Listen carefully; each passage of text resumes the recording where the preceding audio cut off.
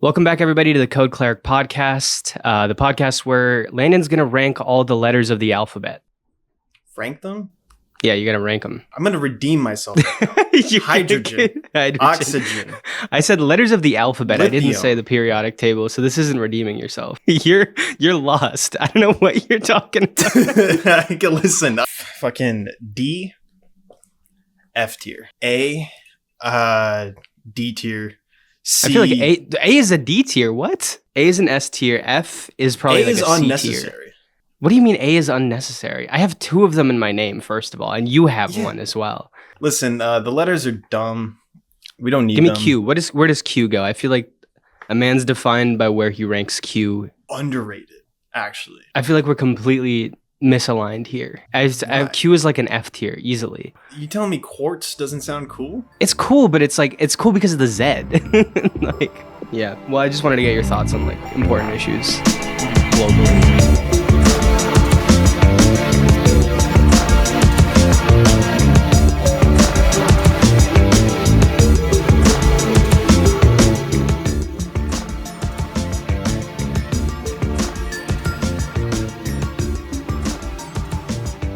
How you feeling? I'm good. How are you? How have you been? How are you feeling coming back from PAX? I'm good. Coming back from PAX was like a recovery. Like I had to take 5 days for myself. Because, yeah, I got sick. You got sick. I didn't because I'm genetically superior than you, but I think you might have gotten me sick because you came into the weekend I think I might be feeling a little something. So that is true, but I think I just had allergies. I don't think I don't know. Maybe you gave me your allergies. I transmitted allergies. It's wild. But yeah, no, I feel good. It's nice to actually sit down and play games in my own space. Not touch some greasy ass controller that's been touched by several. You know what? Actually, now that I'm thinking about it, I definitely got sick because I was touching some gamer headsets. Some gamer goop. Yeah. On some gamer goop. Yeah. That shit. I liked how eventually we started calling taking a shit dropping a gamer. I like that. That's a nice little term. There was every time I went to the bathroom at PAX, there was someone in there just gaming, giving birth to a gamer in there. You heard the reverb in the toilet bowl. Oh my God. The guy, they were grunting every time I went to the bathroom. This is too visceral of an explanation. I don't like this. Listen, it's gamer lingo, man. You gotta. Yeah, man. We don't fuck around here. Take your sensitive ass back to cinema. The toilet's the new gamer chair. The gamer throne. Imagine a reclining toilet seat. I imagined it. Now what?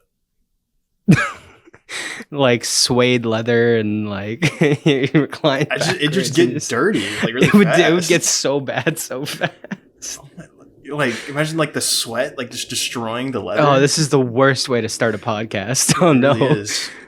Driving people away. When we said this is a gaming podcast, we mean shit. This is a shit. Yeah, exactly. We're talking about shit exclusively on this podcast. I don't know if I've even mentioned our names fully. I'm Usadunjum. This is Landen Hansen. Yes. Code Cleric podcast, episode 3. Yes. Yeah, we're gonna get into some cool stuff, but first I want to hear your thoughts on Marathon. Yeah, because dude. I've been loosely following it, but you seem to be a little bit more, in the weeds of it all. Yeah. So, some wild shit happened to Bungie this past couple of weeks. So I've been interested in Marathon for a long while now. I understand the shortcomings with it. The fact that there's no proximity chat was very strange. The alpha seemed to be really small. I think it was only 3 or 4 gigabytes big. And so it was there's something with the game where it feels very, and the fact that there's no PvE component to it as well is very strange. Yeah. But to me, Marathon felt like there was a lot more than meets the eye. I felt there's the alpha was kind of just a test bed, and I felt there's probably going to be more to it, especially if they had more time to let the game evolve and update.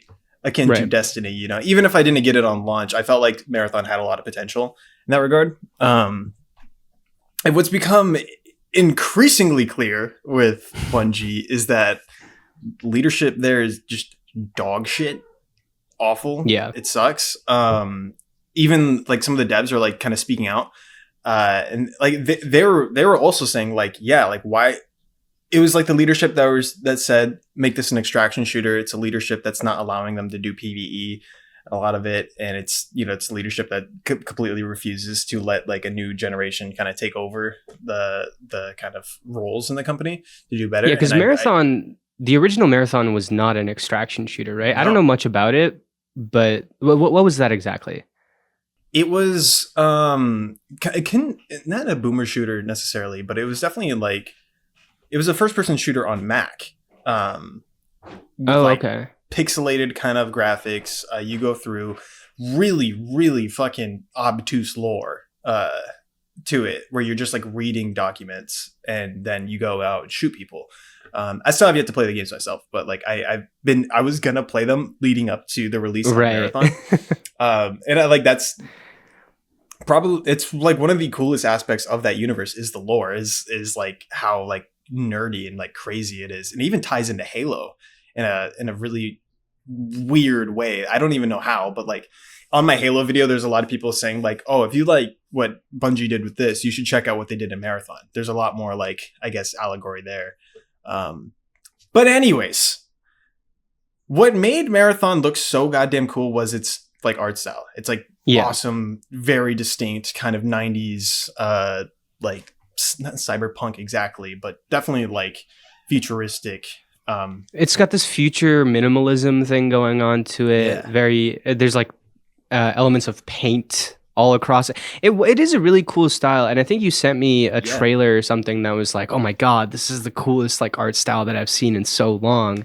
Yeah. And I don't even remember if I watched through that whole thing, but I just remember looking at it and being like, it looks cool, but I just don't know what the game is, and it seems like that continues to be the problem. It seems like they're still talking about like, oh, we're thinking about putting this and doing this, and they're talking about that with like core aspects of the game. It's like, okay, if you're still mulling that over, how is it supposed to come out late? It's supposed to come out later this year, right? I believe so, yeah. Yeah, not theoretically. Like that game's for sure getting delayed, but yeah, no, for sure. So I don't know. They're just, and then they got into controversy with the poster art or something like that. Yeah, the main big, it's just stealing, blatant plagiarism. There's this artist that went public with it, and I forget their name exactly, but she basically said like, I had suspicions that Bungie was like kind of taking my art and making it their own, and then with the release of the alpha, they blatantly ripped her designs and put them in game. They didn't like. So she has no attachment to Bungie whatsoever. Nothing, as well. Okay. Nothing at all. In fact, a lot of the only attachment was that a lot of Bungie employees, like the art director and some others, followed her on Twitter. Okay, yeah. And yeah, it was like pretty damning that they were like, they were, I heard something like that, like they were following her. And also I heard that this is not the first time that they've gotten hot water over stealing other people's art. And each time they blame somebody who has already left the studio. They're like, oh, a former artist was doing this and they're gone now. It just seems like this can't be a pattern that's like a coincidence. Like that, there has to be something else going on here. And you'd think they learned their lesson after a certain point, especially because, again, after not having read as much into this as I should, it seems like how everyone's talking about it, it's like blatantly ripping it off in a way that's like you weren't even trying to hide it. No. And that kind of, it begs the question that like there's like a theory going on, I guess, and this is one that I kind of like I'm like leaning towards, is that there was the employee that left in like 2020, and with all the kind of like animosity between like the Bungie devs and leadership, it's like, and since it's such a clear cut case of plagiarism, you know, if put yourself in the shoes of a person who's going to plagiarize art. You'd sever ties with like absolutely any link whatsoever. It's like, oh, I wouldn't follow them on Twitter at all. I would remove myself from the situation completely, right? So that way I could like potentially get away with it, you know. But no, like there was a direct correlation to it. And it just seems like maybe they put this art in there, left. They're like, bye, got out, and then now that company's in hot water. And it's like, that's an interesting theory. Obviously, we don't know what's going on. And I wonder, and it is also destructive too. It's like, if you're the person plagiarizing, that destroys your career. Yeah, I don't think, I think a lot of people who have conspiracy theories like this, like, they fail to realize how stupid certain people can be at the top, like who are making decisions and stuff like that. Like a lot of the time it's like you make conspiracies because it's, oh, well, they couldn't have possibly done this. They couldn't have possibly been following this person and not covered it up or anything like that. It's like, no, I think they're just stupid. Like, I mean, you know this. I Like, mean, you know this. This podcast is half a basketball podcast, of course. There's like this. it's not what I There's signed this up whole for. conspiracy theory about like a trade that happened earlier this year, where everyone's like, this trade is so stupid that what has to be happening is that the NBA is conspiring to make this all happen because they want to send a team to Las Vegas. And so they made a trade so bad that fans would hate their own team, and then the NBA could move that team without that much, like without people being too attached to it anymore. Right? That was the conspiracy theory that was going along. It's still going around. But the longer and longer it goes, the more you realize, oh no, the general manager who made that decision is just an idiot. Like, that's all it comes down to. I mean, a lot of people in positions of power are just stupid. Yeah, wild. I think Dude, I think it's I think they were just being done. Like with Marathon, I think it's not that they were trying to be conniving or like somebody was trying to like plant something and then I genuinely think that they just thought that they could get away with it and didn't think about the ramifications of all of this coming back to bite them, even though it has multiple times. Yeah. It's, I don't know. They're due for like a thorough explanation of like what happened, how this could have possibly came up. Because I mean, it's common for like when you pitch a game, it's like, oh, it's like BioShock meets Civilization 6, you know, like you put that on like a mood board and you're like, this is the pitch. And so it's obvious that like, yeah, like they definitely took inspiration from artists. I imagine she's been making stuff like this since 2017. So it's like, yeah, we want to emulate this style. And there's a thin line between inspiration and just blatant plagiarism. And I think they just either out of, I mean, yeah, like why plead malice when you can plead ignorance on this situation? So yeah, there's that. But it would be really interesting to get the full story, to understand what actually happened here. I don't know what's going to happen to this game. It kind of sucks. I don't feel the want to play it anymore because of it. Obviously, you know, it's like, I don't want to support that kind of thing. I think Bungie, the team there is really talented. I think a lot of the management and leadership is just really not good. And I don't think they know how to handle this talent, you know? Yeah. And it's really unfortunate because they've made some of the best games like ever made, in my opinion. And it's just, I guess we'll have to wait and see, you know? Yeah. Bungie's, people have been saying that now that Sony's acquired them and things have been going so poorly, especially on the leadership front, that Sony might just absorb them in an even more direct way, where it's like Sony leadership is being extended over there. I do think there has been discussion of like Herman Holst, you know, heading that and leading that, because there's also, you know, obviously Sony's entire live service push. I have no idea where that's going to go. It'll be really interesting to see how the eventual maybe release of Marathon goes. Who knows if something happens in between that even stops it from coming out. Man. But it sucks, especially because Sony bought them for their live service expertise. They bought them like with the idea. It's like, hey, we're not controlling this kind of, in fact, Bungie's just basically independent and we just own them. Like that's the whole idea. And their only live service expertise was, hey, stop making the Last of Us factions. It's like, well, shit. That's all you contributed so far. So literally, it sucks. It really sucks. And then there's this shit going on with Fair Games too, and how apparently that game's not looking. Yeah, I heard to be very good. It is almost cosmically funny how bad Sony fucked up with this entire initiative. The only hit they had was Helldivers, and they couldn't keep it up with it, you know? Like, that wasn't the type of game that they were looking for. Well, you know, Landen, live services, Hot Yes. topic, controversial topic. Yes. I want to get into some more controversial topics. Let's I want do to it. get into some hot takes. I'm feeling I've been spicy. very spicy. Spiciest things I could find. I don't think they're the it's too spiciest hot. things I could find. It was definitely a mix of like I feel like I go through like gaming Reddit and Twitter and stuff like that, and I see the stupidest things, and then now when I'm actively trying to find stupid things, it's so hard to find them. So like for the next, if we do this again, which I think we should, I need to like have a running count of all the dumb shit that I'm seeing on just scrolling through Reddit or whatever. Bookmark it.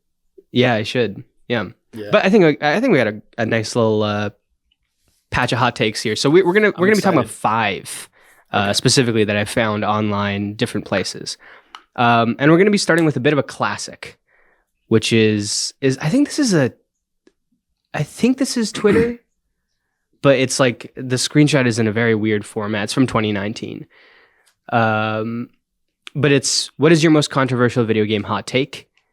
And the response is the pursuit for photorealism in games is a fruitless endeavor that only results in bloated file sizes that take up too much space.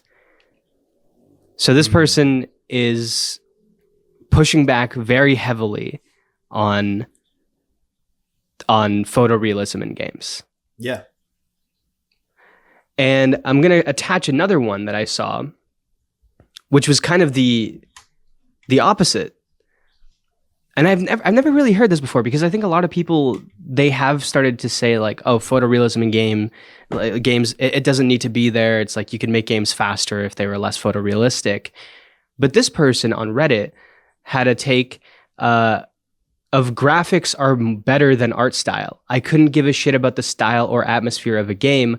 I like the game to look realistic, and I hate games with unrealistic graphics. For example, in the recent Marvel Rivals versus Marvel's Avengers comparison, I preferred Marvel Avengers. So 2 sides of the same coin here. That gave me fucking agita, bro. Holy shit. So I want to hear where you stand on all this. Yeah. I mean, I'm kind of in the middle. I'm a sucker for good graphics, you know? Like, I think I look at a Last of Us, I look at a Red Dead 2, and I look at a GTA 6, and I'm like, holy shit. Yeah. Nuts. Yeah. Did you see like the people talking about the way that his muscle compresses when his arm is on the table? Yeah. Which is just like, I wouldn't have noticed something like that. No. Like that's the kind of thing with like realism where people talk about, how realistic faces look and things like that. And like the pores and the details and the hairs and whatever. But even just like realistic facial twitches or the way that muscles move like in your arm when you lay it on a table versus you have it like straight down is a crazy level of detail. But there's also that argument of, does that really elevate what you're getting in the end? And is a level of detail where Jason's arm is getting, the absolute most scientific muscle physics going on? Like, is that worth GTA 6 coming this late compared to GTA 5? It really depends on the type of game you want to make, I think like adding horse balls physics to like Ghost of Tsushima, I think it was in Red Dead 2. Yeah, no. Like if you put it like in Red Dead 2, it makes sense because that game. Sorry, I should have clarified. That game is like, it's meant to be immersive and realistic and detail driven and slow. And so it's like, yeah, we're gonna have horse ball physics. We're gonna have horse ball physics in this. But in Ghost of Tsushima, that'd be just a little strange. Like, it'd be cool to have the balls there, but like, I don't want to see the balls jiggling in Ghost of Tsushima. You know what I'm saying? Yeah. So, well, I heard you were a big fan of the jiggle physics in GTA 6. You explained this to me. Listen, okay. I really want to preface by saying, not on some Gooner shit. The jiggle physics in GTA 6 are crazy. Not because, well, obviously, yeah, it's a little sexy. Sure, cool, fun, whatever. Just like on a technical level, that's crazy. On a technical level, Your Honor, her ass was crazy. It's wild. Having an ass move like that. It's Oh my crazy. Like, God. that's so impressive. And it's shit like that. Like, especially in an open world game with GTA 6. Like, that's insane. If that was like a linear game, If that was a like, linear ass, then it would have if been it was a linear less ass impressive. that was meticulously crafted and is the exact same every time you replay the game, be different, whatever. But it's a sandbox ass that jiggles every which way. It's incredible. It's Sandbox fantastic. ass. That's actually what a term. Not on some gooner shit. I promise you. Nothing says I'm not a gooner like starting your statement with not on some gooner shit. but let me explain. It has a time and place. I don't want BioShock to be photorealistic. Fuck that. That'd be dumb. I like how stylized BioShock is, you know? How Elizabeth looks. What are you doing to me, man? We started this conversation about photorealism, and you immediately went to horse balls. Oh, okay. There's a standard that's set there. It's like, okay, if we're going directly to horse balls, okay, I can tell where your brain's at, you know? I'm down in the Gooner dumps right now. I need a rope. Toss me a rope, please. All right, I'll toss you a rope. Let's on the topic of all of these details. Mm. I think some of it honestly comes down to, and I'll openly admit that I don't know enough about this either, but I wonder how much of this, like, people like to have equivalencies for things where it's like, oh, you could have put less time into those muscle physics and therefore the game could be out sooner. But at the same time, like, those equivalencies don't really make sense a lot of the time. There's different people working on different things, you know, like, who knows if like those specific animation bits, if they were happening in the downtime while they were waiting for like one of their bigger projects to come around, or somebody did that over the weekend, or it's part of this greater system that they have built on just like 3D animation and rigging. And, you know, they did that specifically, but it also helps with other things and it helps with physics. And people don't also understand, like, when certain things are connected. Like the new Doom game is using ray tracing for its physics, which really, a lot of people are like, I don't understand how that works, because it's like, what ray tracing is just light hitting off of things properly. But the broader scope of ray tracing is like, there's a lot of like engine physics going on, and it's very realistic in the way that it's refracting all of these things, and you can actually use that for, like, you know, a weapon hitting the shield in Doom, and the way that like moves off of it. And so it can become a core part of the gameplay mechanics. And so all of these different systems that become more and more realistic, they can actually help, you know, in game in different ways. You know, The Last of Us 2, with the way that they worked on animations and everything like that, that actually mattered in game when you were squeezing through these small areas, ducking under cars and stuff like that. So I do think that it's not necessarily, oh, they could have made it less realistic to get it out faster. So that side of the argument, where it's like, well, we could be getting more and more games faster and faster. You know, I don't think it necessarily comes down to just the realism aspect. I don't think so either. In large part, it's also just because games, I mean, developing a game today is like way different than it was 10, 15 years ago. There's a lot more that goes into it other than just make graphics look good. Every game looks good now. In fact, like, it's crazy, like, how which is why GTA 6 looks so impressive, because it's like this, and to be fair, it's not out. So it's like, we got to wait until release. But I mean, I imagine it looks, you'd be crazy if it didn't close look that enough. good. Yeah. Yeah. Every game looks so good now that when a game like that comes around and looks that, like, even like a step above, it's insane, and it's impressive, and it's really cool. But in a way, it kind of does get stale at a certain point, you know.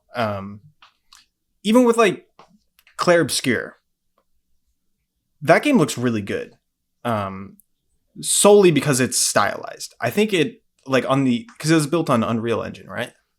I believe so, yeah.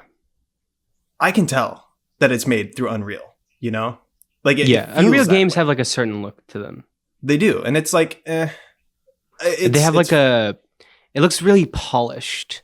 it does. Almost like in is how it like and it's really jarring sometimes when like cuz I feel like sometimes a lot of this is mocapped now. And so it's very strange when you see a character that has realistic textures but like an unrealistic style but a realistic motion and like movement to them. It's a little uncanny sometimes.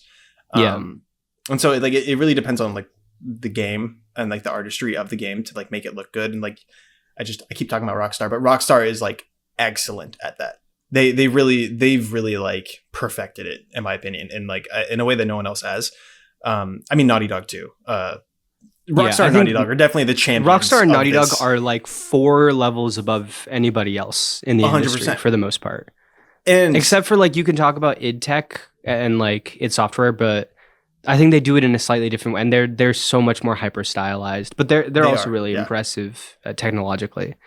But it definitely does take some aspects out at some points. In fact, like if you play Red Dead 1 and then play Red Dead 2 immediately afterwards, one of the games feels way worse, and it's Red Dead 2.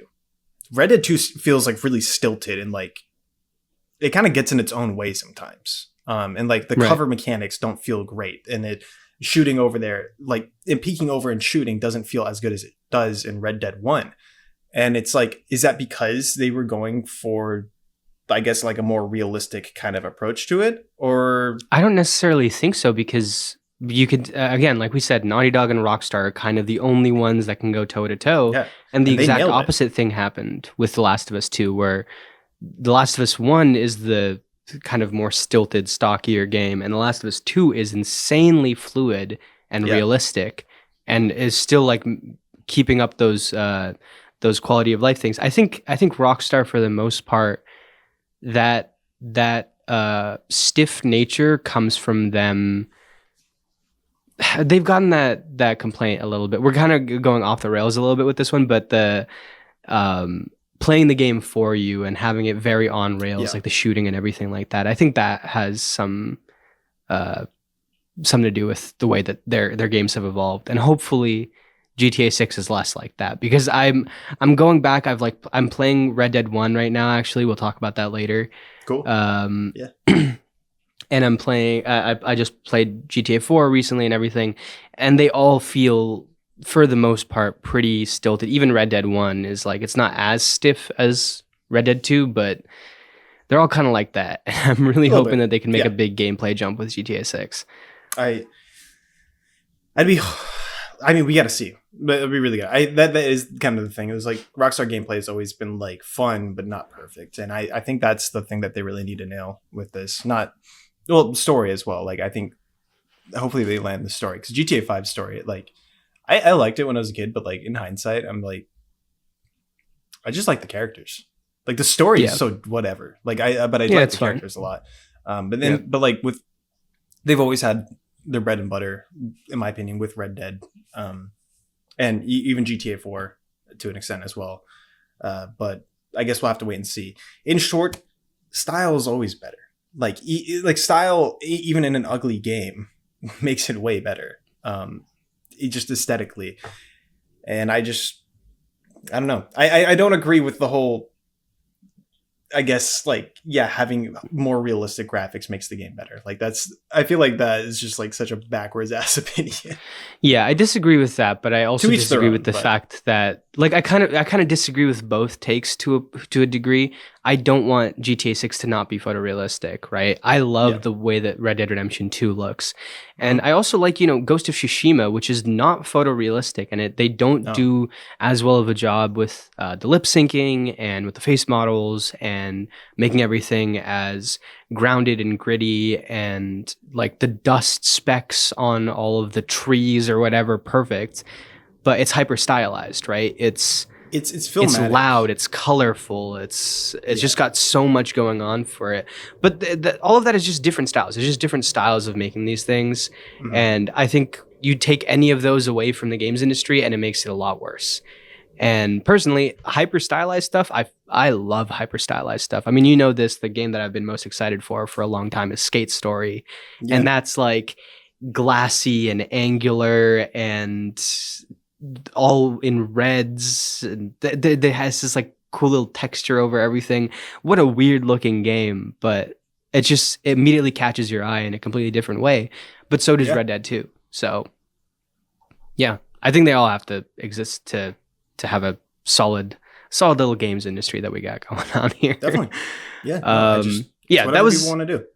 That was the least spicy. I would say. I don't think they go in increasingly spicy order, but I wanted to start off with something kind of, easy to tackle. Little primer. Yeah, exactly. Some jalapeno Number 2. poppers. Yes. Number 2. People, and not just Redditors, but IRL. I'm reading this, by the way. So they say people, in brackets, and not just Redditors, but IRL, will complain about the increasing prices of games, but will make no sacrifices to try and bring about the change. They will just suck it up and pay up to 30% more for games. They won't wait for sales. They won't not buy the game. They will just pay extra money and bitch about it, and then buy the expensive and small DLCs that come out for that same game. What are your thoughts? This was from a little bit ago. I think this was pre-Nintendo announcing their price hikes.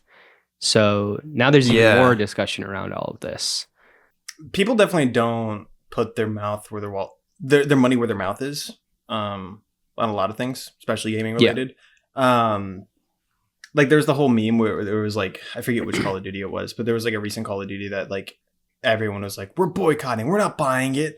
It was like a whole Steam group, and then day one they're all playing it together, and it's like, you guys are just spineless. You really can't stick to anything. I mean, part of the issue with boycotting is I feel like people don't trust each other, because people will be like, I won't buy this thing, but then I don't trust the next person to not buy this thing. And so they're still going to be making a ton of money hand over fist. And then you're like, well, I'm just going to be left out if I don't go and do it. I feel like there's no real solidarity there. So like, there's not really many boycotts that have worked, especially when it comes to commodities that people are in high demand for. Like boycotting only works if people kind of hate the product anyways. Yeah. And even then it sometimes doesn't work. Like Call of Duty. It's kind of just like laughable how predictable it is sometimes, especially with the Call of Duty thing. I don't get people. I'm broke. Okay.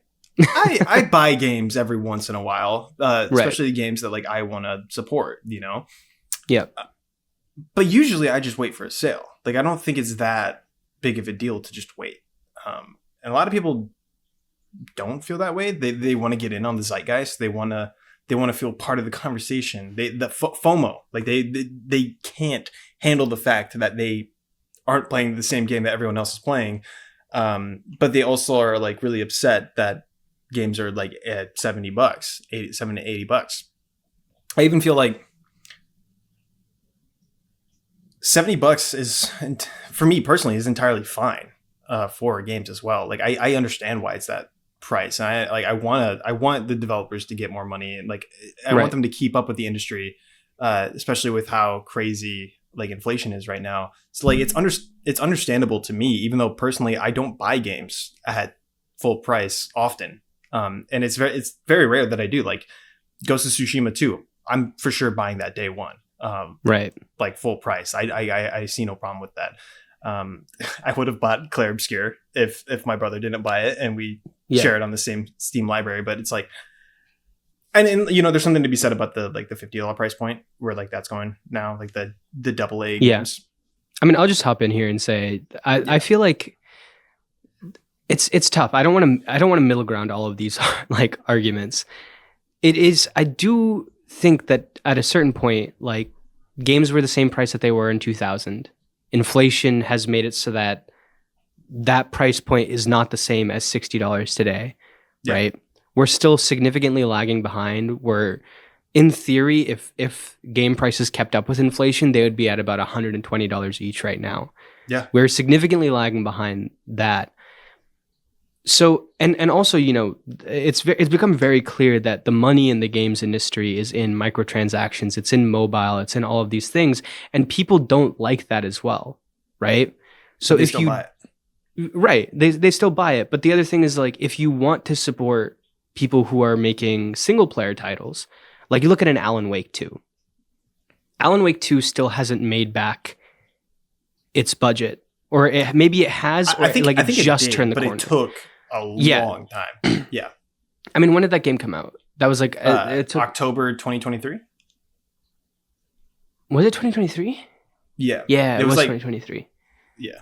Yeah, so it took almost about a year and a half for it to Mhm. finally turn the corner into profit, and now it's just going to be it's like its legs are going to bring it to where it's got to go.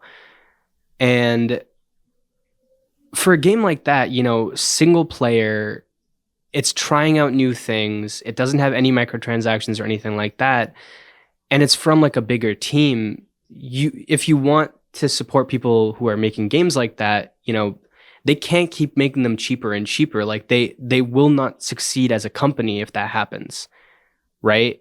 Like they Yeah. still have to make money in order to operate normally.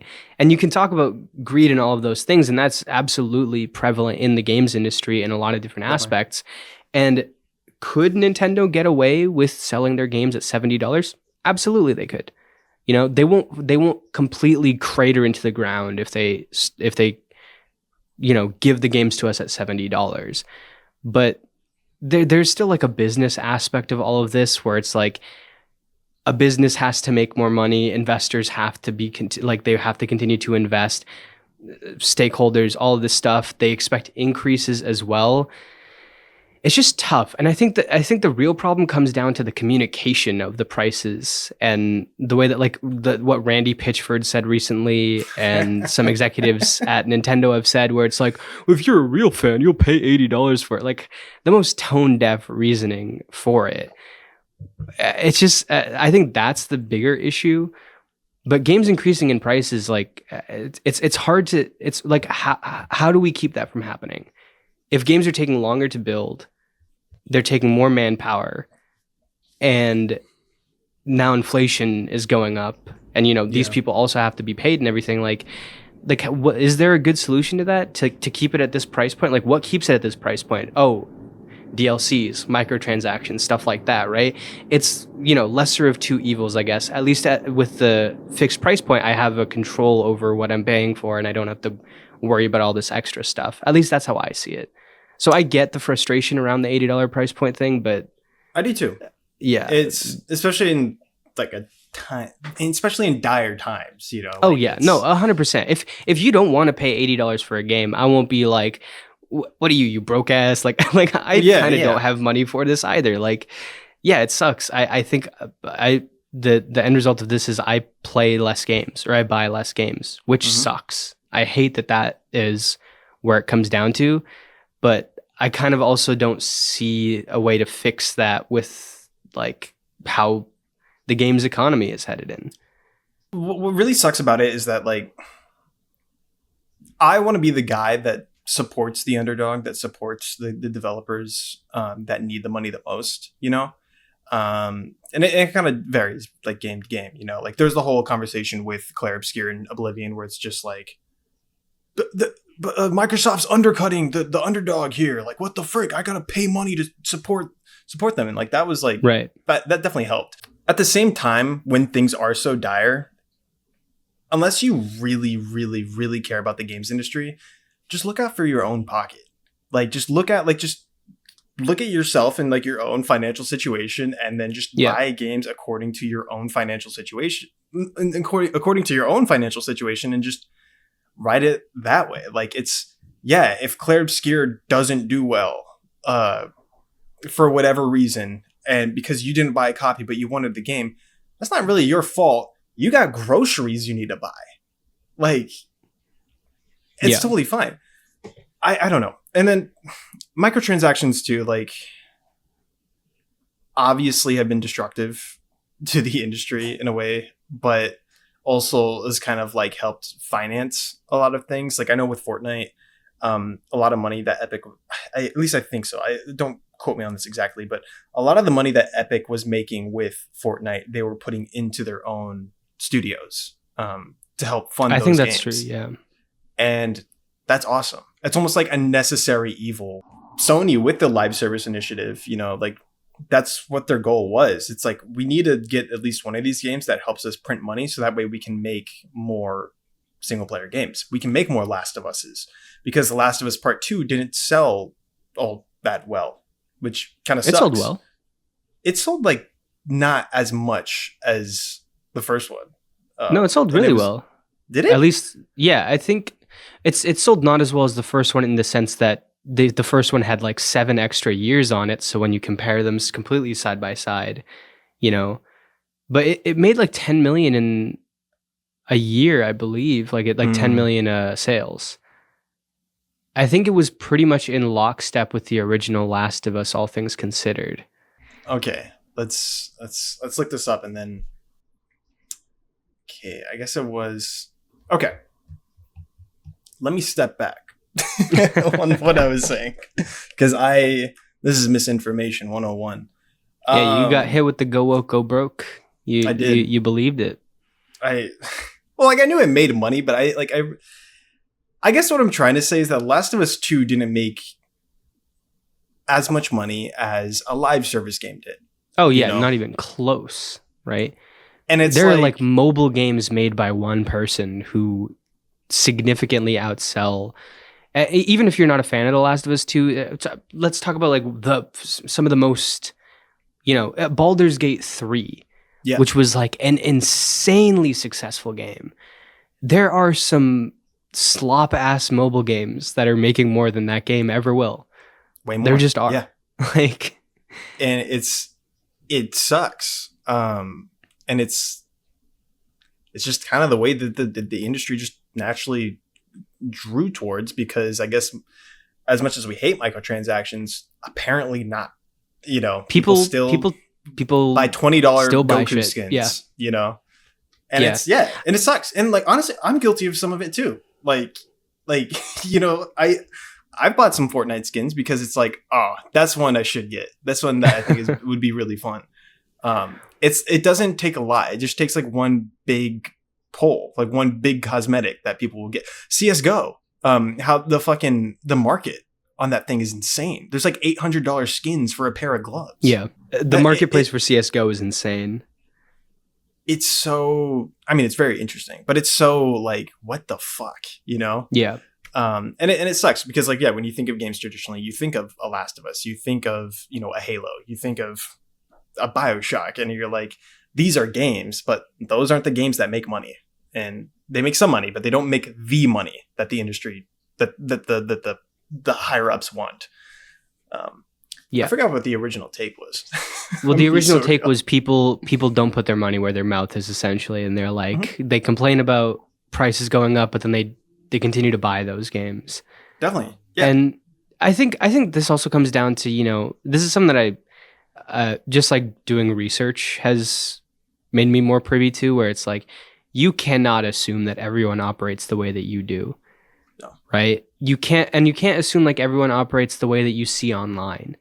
Right? Like, you have these assumptions. I remember this one where I was like, I made this assumption of, these people that they were focus grouping were old, so they probably don't know how new age technology works. And my professor was like, well, why do you assume that? And I was like, I don't know, they're old.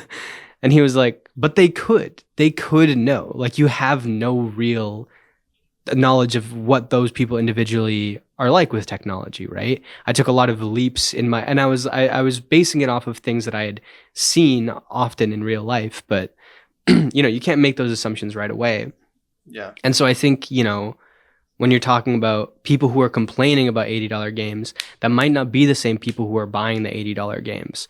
Also, you know, every single game has different demographics. So while you might complain about $80 games for things that you don't care about, if it's something that you really, really, really care about, you will spend the $80 on that. And you're like, well, I'm still fan.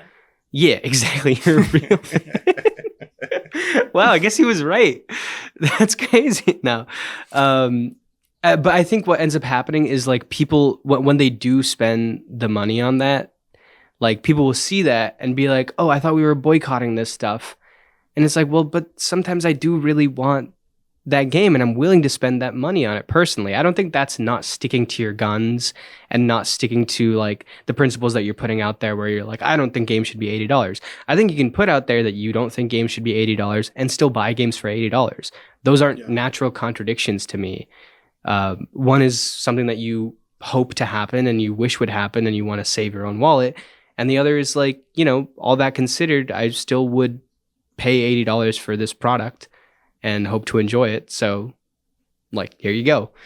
Yeah. The price point thing is really interesting. It is far from over also because the industry is, it's bubbling over. It's going to hit a certain point where the way AAA games right now, they're working is completely unsustainable.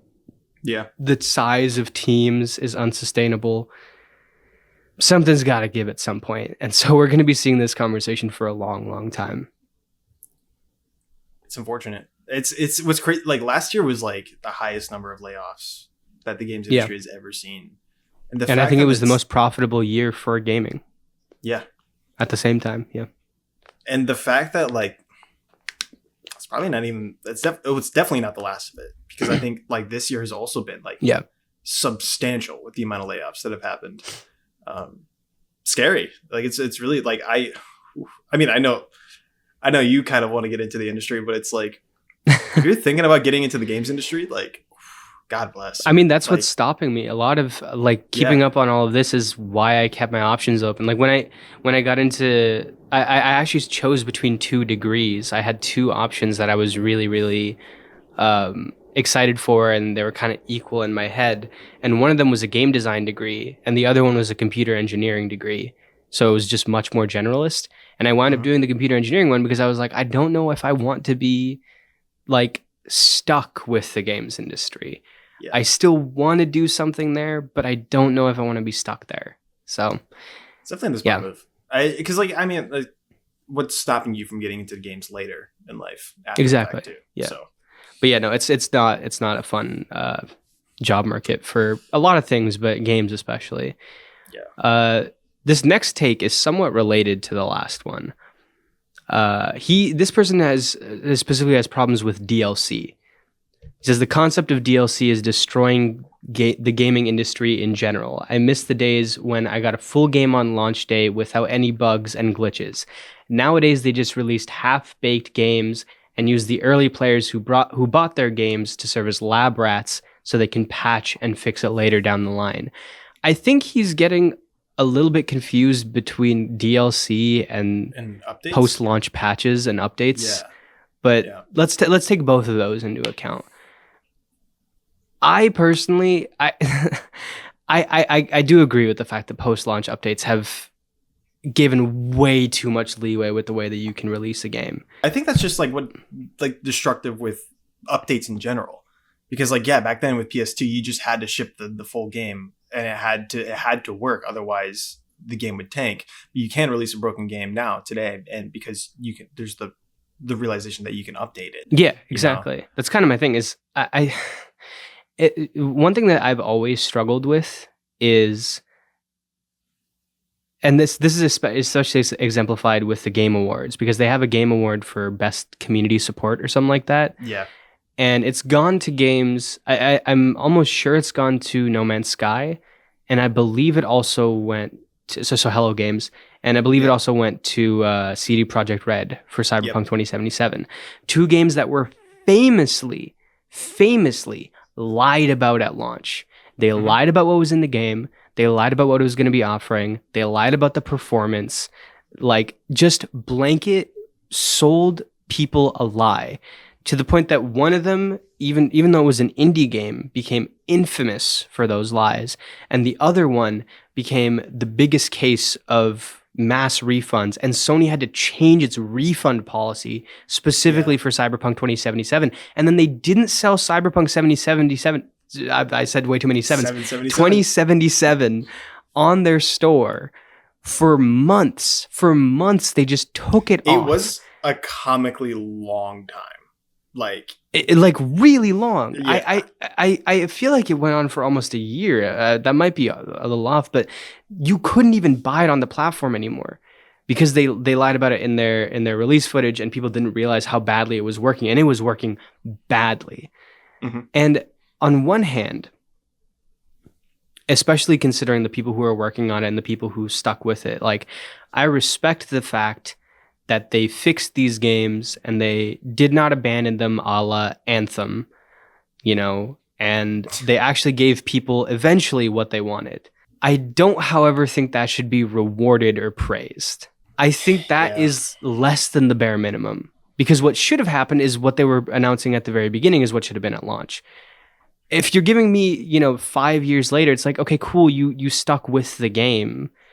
That is kind of nice, but you stuck with the game to get it to the point that you said it was going to be initially. So you have failed, and I will not reward you for that. That's always been my stance on it. Mm-hmm. So the fact that people, and it sucks because there should be some positivity associated with the fact that, like, especially Hello Games with No Man's Sky, because they were an indie team, where it's like, damn, they did make this stuff, and they at some point they even exceeded what they were promising, and it is a great game, and you can respect it as a great game. But yeah, I don't like this like giving that awards and stuff like that, or talking about how great the community support is, and reframing that history in this more positive light, because I think that's what really keeps this thing going of just, you can put out a broken game and fix it. Same thing happened with Bethesda. People kept talking about Bethesda jank, and they almost celebrated it to a point. And you've talked about this before, where it's like the fun part of Bethesda jank is, weird NPCs acting strangely and stuff like that. But it also gave a pass for the Bethesda to just make broken games. Yeah. And they just got away with it because their consumer base celebrated it to a point. So a little bit of a mini rant there, but no, you're good. It's definitely bittersweet. Because on the one hand, you release a broken game, destroy the trust of all the gamers, and you somebody think of the gamers. The most oppressed group of people they are, and then they light a fire under your ass, and it's like, fix the game or your company's toast, and they fix it. And in the case of Cyberpunk, they fix it and make one of the best games of the generation. And it's like, damn, kind of sucks, but like, wow, you made something really great here. And I find Game Awards are just, it's not real. So it's like, right. It's more of like the idea that is the public perception as well. Right. And the fact that Larian didn't get that for Baldur's Gate is insane. Because Larian released Baldur's Gate 3, phenomenal, and then constantly updated it to the point where it's just getting better and better, and it's free. And that's the type of community support and like update thing culture that like we should celebrate. Even if I do think they do it too much. It's like they're every single time I hear about like another update, it's like, this is the final, the last one. Yeah. Then I've heard that so many times too. I'm like, oh, this is the perfect time to hop in, and then it's like, oh, never mind. And another one. Definitely. And it's like, it's cool, but yeah, there's a certain point where it's just like, all right, can we just leave the game alone and like have it as it is, as it was, even like, it's different because it's a live service game, but like Destiny 2, that game was updated and expanded on so much that they literally deleted that. Just took away the original content that was there. And it's like, it doesn't destroy the game. In fact, it makes it better because the expansions are way better, but it definitely deters people from wanting to play it and enjoy it. Like, I've wanted to get into Destiny 2 for a long time now, but I literally can't, because there's too obtuse at this point. And the content that was there, like, I can't go in like sequential order, which really sucks. But in the case of DLC, though, I don't understand why you would have a problem with DLC. It's just more of a better game. I understand why not wanting to jump into a DLC, especially after you're done with the game. Like, I felt this with the Final Fantasy 16, where the game released, I played all of it, loved it. And then I was like, great, I can look forward to the DLC in the future. And then the DLC releases, and it's like, I just don't want to play this right now. Like I'm kind of done with Final Fantasy 16 right now. Like maybe I'll get to it in the future. So it kind of sucks in the sense that like, yeah, I'd like to play it, but there's the barrier of like, I got to get myself immersed into the game again. But it's also a great benefit when you want to replay a game again. So next time I play Final Fantasy 16, I can go through and do all the DLC at the same time. And so like I have an even bigger experience with it. There's something new there for me. There's something I can look forward to, which is really, really fun and interesting. And also some DLC is even better than the base game. Fallout 4's Far Harbor is like some of the best Fallout, period. Yeah. Every From Software game as well. Yes. Like, with Far Harbor, they listened to what a lot of the critiques of Fallout 4, which is just like, no, we want more of an RPG. And they're like, oh, okay. There you go. And it's like, oh, great choice and consequence. Wonderful. I mean, they kind of fucked up some shit with they have these weird like mind puzzle blocks mini games in Far Harbor that are awful, but that's the only. I've never seen this. It's. I'm sorry. Look it up real quick. Look up like Far Harbor puzzles, and I want you to. I promise you, if you saw that out of context, you would not think that it was Fallout at all. Basically, like the idea is that you're plugged into a computer and you're like trying to, like, I guess what the shit? Rebuild memories, and it uses the settlement system to have you place these blocks. It's like a total reuse of assets in like a really strange and bizarre way, and like it's so odd. It's really odd. Like moving light around with these little blocks. But yeah, like I don't know what they were doing with the Far Harbor mind puzzles, but the rest of that DLC is fucking fantastic. But on the other side, Fallout 4 also has some of the shittiest DLC I've seen for a game. Like, I mean, Automaton's kind of cool, but Nuka World kind of doesn't make sense at all as a DLC. You haven't played this, so I can't. Really, you can't relate to it at all. But like, sometimes, I guess I'm gonna go on a little Nuka World tangent right now. Fallout 4 forces you to be a good guy the entire game. It's like you really can't. Like, you can be a mean guy. Like, you can say mean things and like do some horrible things, but you generally can't be a awful person. All the factions you side with, there is a sinister faction like that you can side with, but they're not really like explicitly like evil. They're more just like science nerds. Nuka World was like, this is where you get to be a bad guy now. You get to be a raider, and it doesn't make sense. You are so in Fallout 4, you're immediately like the captain of like the Minutemen. You're immediately like, hey, you're going to be part of the good guys group, and you're the leader, by the way, now. And then you go to Nuka World, and then you like conquer the raiders, and they're like, hey, we're going to attack your settlements over in Boston now. And you can like allow it. And that's the only way to progress is if you're an awful, evil raider person.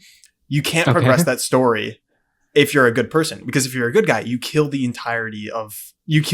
everyone there. And it's like, that doesn't make sense in the context of a story at all. And all it is just, it's literally a theme park that you just kind of like go to each place and you can explore and get some more loot. And it's like, that's weird. I don't know what they were doing with Nuka World, but it's like cool in theory, but just in practice did not pan out at all. I don't know. That was a big aside. I'm sorry. DLC can be really cool. It can be some of the best aspects of games. But it can also just be a total waste of time and money and resources and time on the developer side too. Like that's time that they could have spent like adding, like either working on a new game or like adding better content. And then updates. Yeah, I don't know. I feel like DLC. Updates for free. But like for DLC, I just can't get behind the concept that DLC is. You can argue the quality of DLC and whatever, but you can also argue the quality of sequels, right? If somebody makes a bad DLC, they could make a bad sequel. Like that doesn't matter. In concept though, DLC. It's fine. It helps on the developers end. They get to make more things without having to make all these new assets, all these new mechanics, all these new everything. It's like you just have to make a small iterative thing. It's interesting talking about this because I'm working on that sequels and DLC video right now. But yeah, overall, the concept of DLC, I I don't have any problems with, but I do have problems with the update culture of games. And but it's another one of those things where I really think that this is something that I've been getting very, very disillusioned with, and some of my content has reflected that, where a lot of people will say one thing and completely contradict themselves in the way that they act. People will be like, I hate that people can put out broken games and then update them later, and then the next sentence they will praise Cyberpunk for doing that. Yeah. It's like, well, this is where I feel like you can stick to your guns more than like the whole money argument, because the money argument actually lets you it's the difference between you having something or not having something, right? This is just your principles, your bare bones, like, should I praise this person for doing this thing that I objectively hate? Yeah. The answer should be no. And people keep saying yes for some reason. Yeah, I thought that was an interesting one. Another thing that kind of came up when I was doing my research for this sequels versus DLC video, I've seen this comment before, but I wanted to bring it into this. This is about the new God of War games and the direction that they went in. Mm-hmm. I don't want these characters to grow. I don't give a fuck what you're doing, what you're going through at the studio. If you're going to build a brand new IP, or you're going to build a character built into the God of War lore, and that character is struggling or dealing with your problems that a lot of you at the studio have dealt with, that's great. But don't take the character Kratos and go, I'm older and I'm really into family and I want to tell stories about fathers and sons. No, fuck you. That is not what that character is. Stop. Someone needs to be able to tell these people no sometimes. I don't like the direction that God of War is going in at all. Ragnarok was a great game, wonderfully made and produced, but it's not God of War. Your core audience for God of War, I don't think, gives a fuck about family in that way or raising a kid. I don't think that's their core. That would be like Martin Scorsese making a Lethal Weapon movie or an action film. I'm sure it would be interesting, but people who go to the action film, they don't want to see that. They want to see an action film. That is a long quote, and it's from David Jaffe, the creator of God of War. Oh, shit. Yeah. Okay. So this isn't some random guy rambling on the internet, although I disagree with a lot of things David Jaffe says, but he has a place in obviously, like, he's the director of the original God of War. Yeah. So I think it's interesting discussing what his thoughts are on it. It is interesting. I like Jaffe too. He is crazy, but really, yeah. I'm not the biggest fan, but that's fine. I honestly, I don't entirely disagree, because when I play the older GTAs, when I play the older God of War games, Kratos sucks. He's awful. He's the worst. Yeah, sure, you kind of like feel him. You're like, oh yeah, it sucks that they did that to you, but like, it sucks that they did that to you, dog. Sucks that they got you to kill your family and put their ashes on your skin. Shit. It sucks, but it stinks. But like, you kill literally the entire world because of it. Like, and well, no, not the world, just the people responsible, and in turn destroying the world. Well, yeah.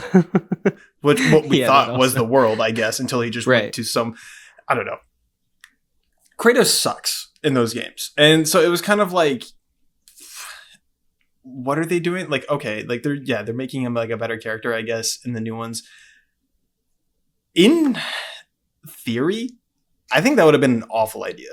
Like, it's like, what? No, I don't like that at all. But in practice, it just works. I don't know why. I don't know how. It does work. It resonates with me. I like seeing Kratos like that. Like, it is nice, like, actually kind of like being able to root for him and like to understand, like, oh, I can actually like kind of empathize with him at a certain point.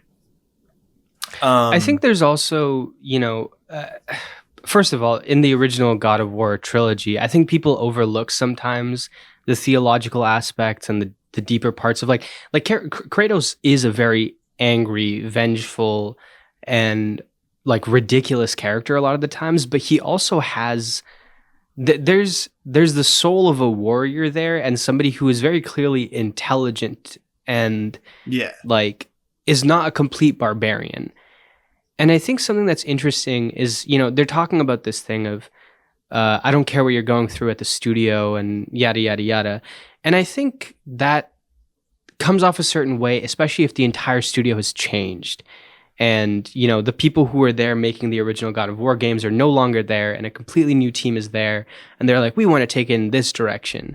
I think that maybe is a little bit worse. But Cory Barlog had a huge, huge, huge part to play in the original God of War games. He did. Yeah. Like, he wasn't the director of the first one, but I believe he was very heavily involved. He was the director of 2. Yep. And aside from David Jaffe, and some would argue more than David Jaffe if you're talking about the entire trilogy, like the original trilogy, Cory Barlog is God of War more so than David Jaffe is. Mm-hmm. And for Cory Barlog to have been in a place where he was making stories like that and he was making games like that, and then he actually has a quote-unquote character arc outside of that, and then he presses that onto the work that he was involved with, I think that does make sense. I think that turning that corner, and especially taking that anger and turning into something like that, yeah, I don't think that takes away from. I can understand why people are like, well, now we don't have anything that is the original God of War anymore, so I don't get that anymore, and I wish that this character was still representing that. I respect that opinion, but I don't think that it's one that is as. I guess he's making the claim that it just doesn't make any sense and this isn't God of War or anything like that. And I disagree with that part of it. I understand being frustrated in the way that it went, but I don't think that it's against the thesis of what God of War should be. No, because like those games don't work without the context of the old games at all. And, Yeah. and to anyone that is like really like upset or like frustrated with that there is no old God of War, like no more of it, brother, there are so many old God of War games. 1, 2, 3, and like 2 spinoffs. No, 3 spinoffs. You got 6 old God of War games to play, albeit they're not, playable on modern hardware, a lot of them, which sucks. But like that side of God of War is just so overdone. And honestly, yeah, it was getting a little old. Like when you get to the end of the series, you're like, okay, like I've played all the games in the original trilogy and it was really good. At a certain point, I was like, I don't know if I'm going to play like more of them if they make them like this. Like, no. Yeah. And it's just, I'm really of two minds about it because I really love those 2 God of War games a lot. I think there's some shortcomings. The newer 2 ones. The newer 2 ones, yeah. Yeah. I love them more than the old ones, in fact. I actually kind of... Same. I'm not really... I like them. I don't really love the old games. I think I'm kind of in the same boat. Like, it's just... Yeah. They're cool, but whatever. I do think they could have... If they want... They could have... It would have been nice if they did something original to tell this story, though. To tell a story about, like, a father and a son like that. Like, I think... The fact that it was God of War feels more like... It kind of does feel more like Sony saying, like, hey, we need you to do what you guys are already doing. Because they were doing that sci-fi game beforehand that totally fell through. That was really unfortunate. I could be talking out of my ass here. I don't know for sure. I think the sci-fi game is more recent. I don't know if they were... They were working on a sci-fi game before God of War 2018, and then it fell through. Because I think Shannon Studstill? I believe that's her name. She was... really higher up at Santa Monica, left the studio shortly after that. I believe so. Correct me if I'm wrong. I'm not tapped into that lore, so you're good. And so once that sci-fi project fell through, which was like supposed to be like one of the big PS4 games of the generation, it was like, shit, what do we do? Let's just do God of War again. But this time they flipped it on their head. They did something different with it, and it resulted in God of War 2018, which is one of the best PS4 games ever. One of the best PS4 games,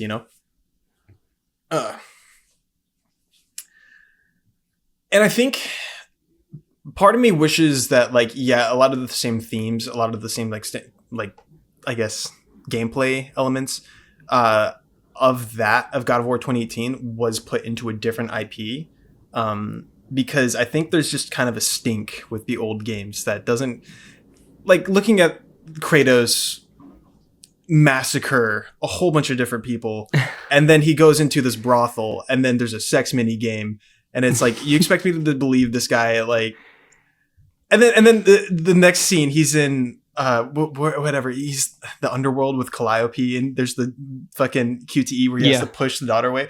Really cool moment, but like this is the same game where he's fucked several different women. Like it's just it balls to the wall insane, and it's like it's so funny to think that that's the same guy, which is cool, but also like I don't know.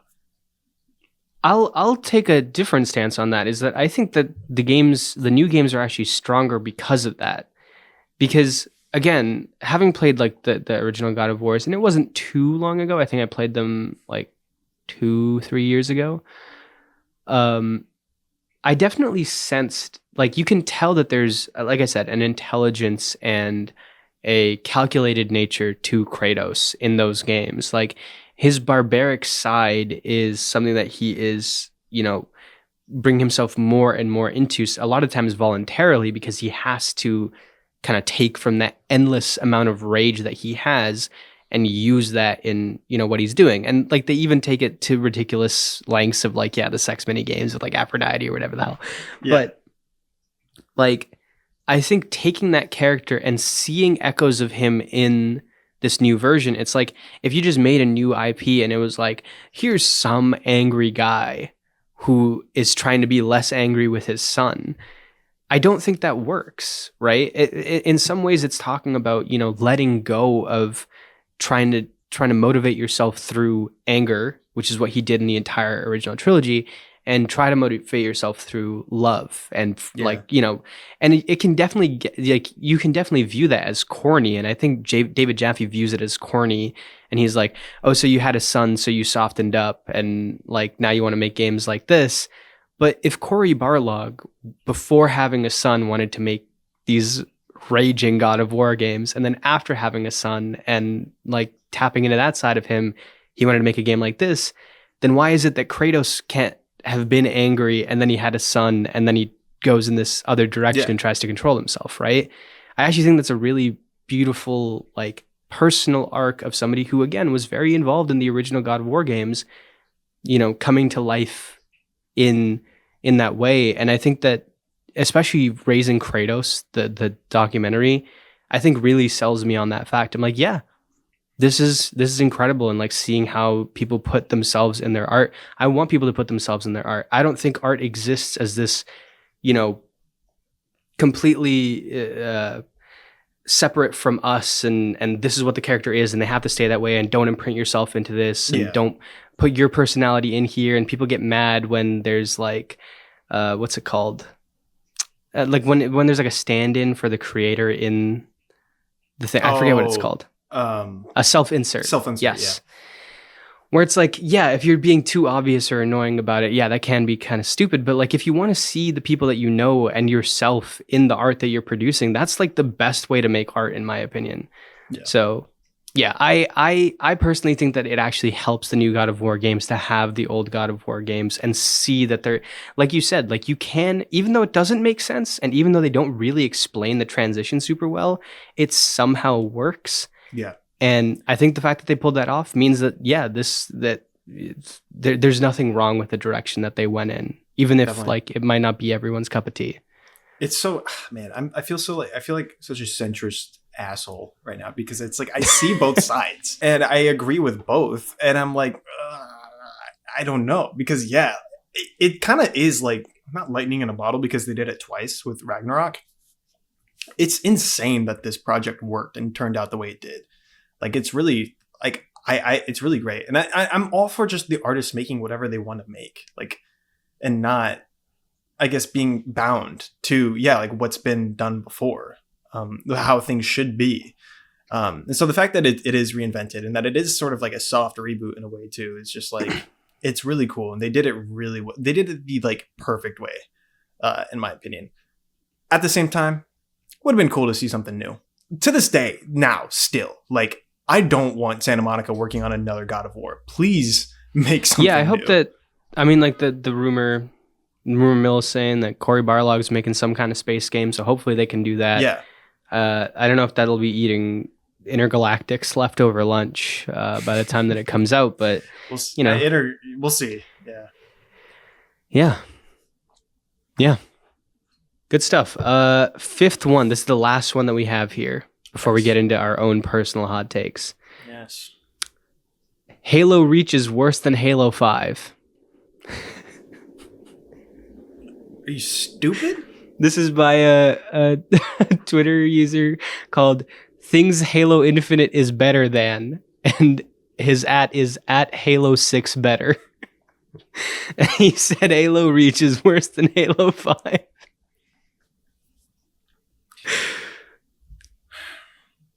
That's not even a real one. I put that in there just to piss you off. That's not even the one that I want to talk about. Listen, if you really believe that, I don't say this lightly. I don't think that you should kill yourself, but I believe that you should kill yourself. That's not me saying it, but like, that's just what I believe. Oh my God. Poor Things Halo Infinite is better than. That's so mean. I don't believe that Things Halo Infinite is better than. Although Halo Infinite is not better than a lot of things, because I really don't like Halo Infinite. Really? Yeah, I hate Halo Infinite, low-key. Why? Boring as shit. I mean, multiplayer was fun for a little bit.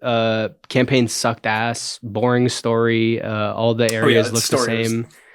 Yeah, all the areas look the same. All the indoor levels are just like corridors. They all look like they've just been reused over and over. That gameplay was like amazing, though. The gameplay is really good. Yeah. They just didn't build a game around it. No. Like that game. Then they just dropped the ball. They're like, okay, and then I guess we're done now. Yeah, that game literally just feels like you're playtesting the gameplay mechanics in like this weird sandbox that they threw together on a weekend. Like, it's so what they did with that game is so fucking frustrating. Ridiculous. Anyways, the real last one. Yes. Games shouldn't be made for everyone. Trying to appeal to everyone ends up making your game appeal to no one.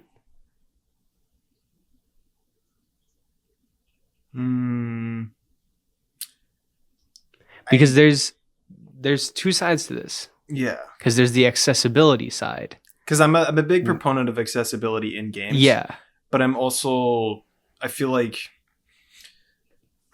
I mean, this kind of relates to Doom. You know how like the Dark Ages has that whole, like, you can transform that game to be as easy or as hard as you'd like it to be in like a really nitty gritty way. And that's you can really like change the speed of the game and everything. Yeah. But it also kind of betrays the game design in a sense as well, where it's like Eternal's very fast paced and it's very not accessible. But it is more gratifying, more rewarding because it is that way. Same thing with the Souls games. They should put a pause button in. Don't get me wrong. But yeah, that one's ridiculous. That's the only thing that's really ridiculous about it. But like adding a games journalist difficulty to Souls games destroys the entire meaning of them. And so like if you are playing Dark Souls and if you try and get into like earnestly try and get into it and it's just not for you, it's not for you. And that's okay. And that's entirely fine. MOBAs are not for me. You know, MMOs are not for me. And I think it's okay to recognize that and recognize what game stories, what game mechanics, play styles are not for you and accepting that. And I think, I honestly, I do kind of agree that if I guess the consumer needs to be okay with games, with all games not being, for them. I think the designers should just make whatever they want to make and appeal to whoever they want to appeal towards. If they want to make a game that appeals towards a wide margin of people, they can do that. Because Breath of the Wild is a pretty pick up and play kind of game. You can put that in front of like almost everyone and they can understand it. And it's as easy or as complicated as people would like to make it. And that's incredible. That's awesome.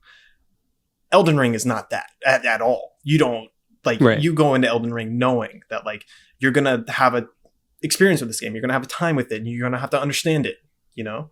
So, but there's also elements of Elden Ring where they do add accessibility. I mean, the little spirit summon things Like that changes the game entirely.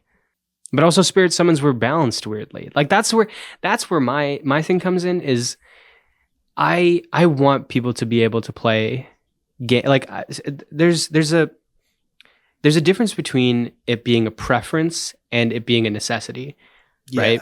Like if somebody prefers not to have a difficult game, then it's unfortunate that something like Sekiro might seem appealing to you in every way besides the difficulty, but like that like they should have the ability to make something like that and be like, well, the difficulty is a core aspect of what we want to do, so it's going to stay there. It's a similar thing to like if I didn't like the aesthetics of Sekiro, I was like, oh, Sekiro looks great to me, but I wish it had that dark Victorian setting of Bloodborne. I don't like this Japanese setting that they have going on, right? They're not going to have a setting for changing the aesthetic because the aesthetic is like a core part of what they wanted to do, right? But that's funny. A preference. That's my brother. That's my brother exactly. He's like he doesn't like Sekiro because he's not really into feudal Japan style aesthetics like at all, and like that's the thing deterring him from playing Sekiro. And it's like alone. That's unfortunate. Like he should play Sekiro because it's one of my favorite games ever, and I'm sure he would love it. Yeah. But like, yeah, if that's something that you don't want to do, that's fine. But then it gets really, really muddy when you start talking about like necessities, where it's, you know, people who don't have the same motor functions or like have disabilities or just like, you know, they want to get into these games from any metric and they don't necessarily have an issue with difficulty per se, but difficulty in the way that, you know, they're able to perceive the game, difficulty in the way that they're able to hold the controller and everything like that. Some of that comes down to hardware as well. There's some really interesting like one-handed controller designs that have been coming out recently, which that's really cool. And you know, I love to see in a lot of Sony games they've really cranked up the accessibility features. Like Ratchet and Clank has great ones. We were talking about The Last of Us 2 earlier.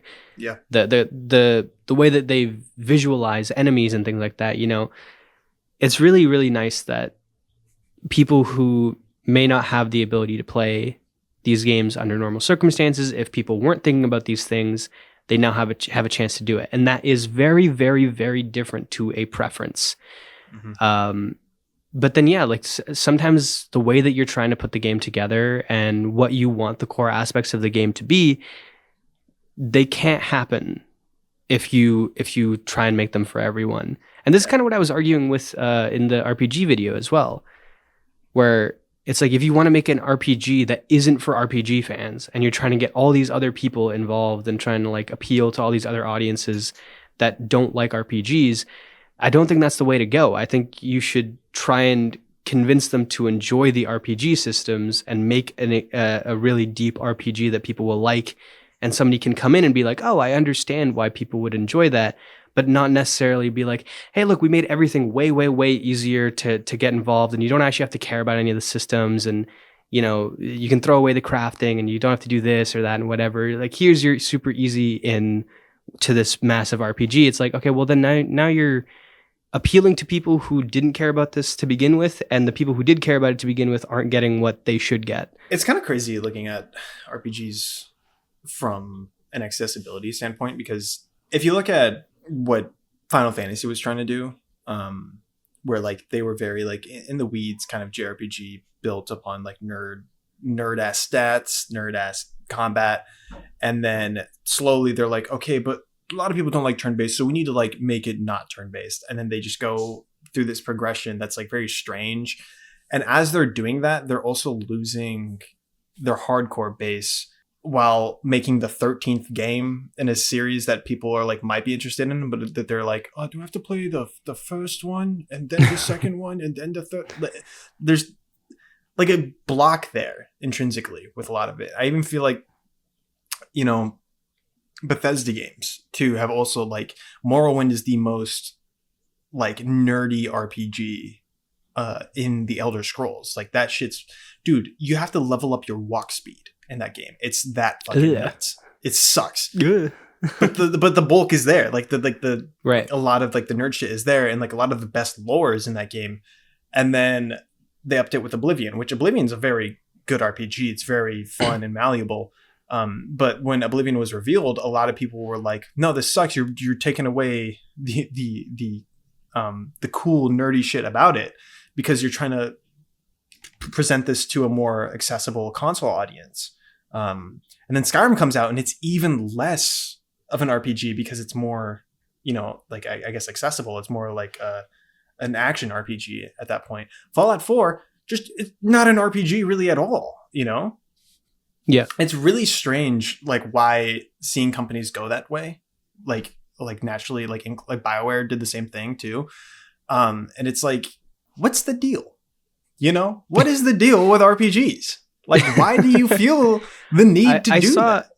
I saw an article that came out today that was about Dragon Age. It was a former Dragon Age writer who said that EA mentioned that there was this, they call it like a nerd cave that was full of dedicated RPG fans that are going to show up no matter what you do.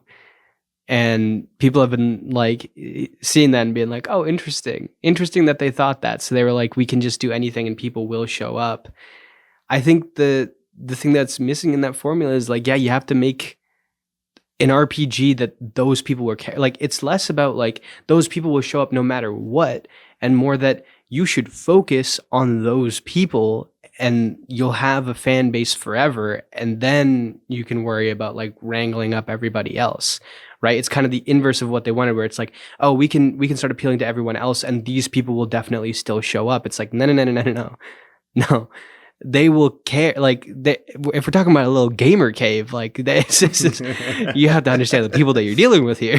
Like, yeah, they will come after you for anything.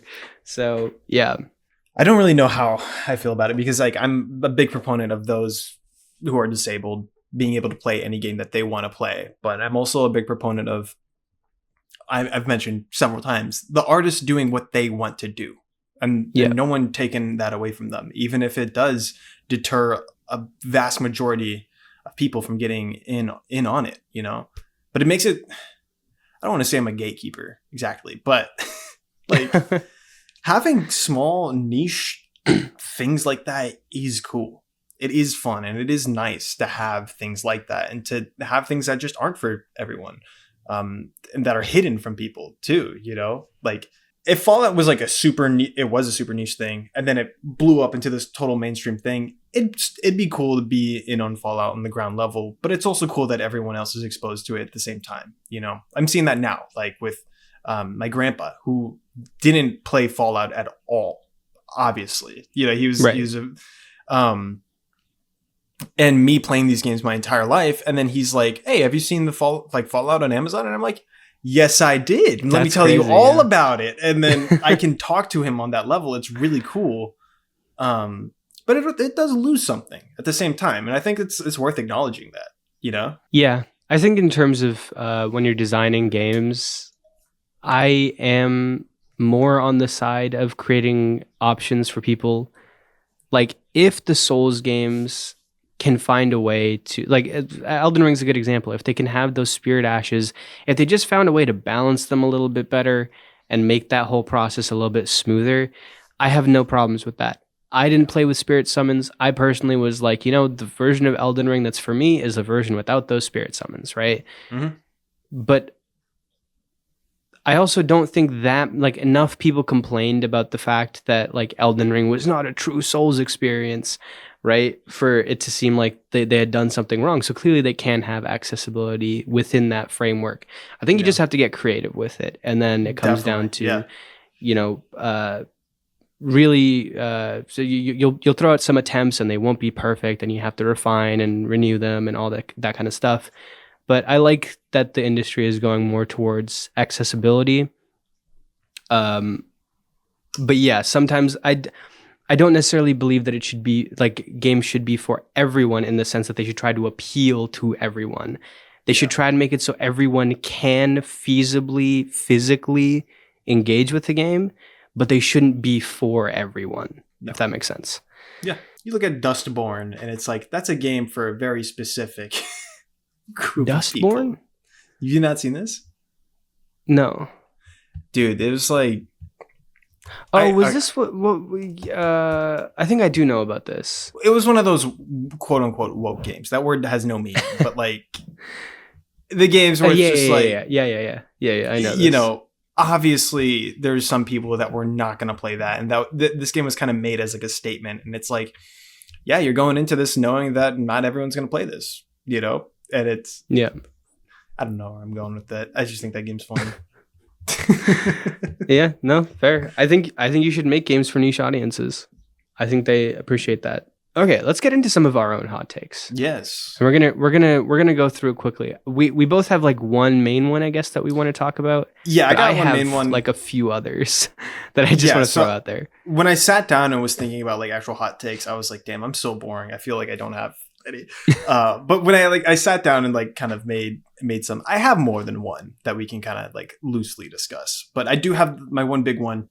But I want to hear yours first. You seem more eager. Do I? I don't know. I mean, sure. Like, yeah, you got the hot takes right off the belt.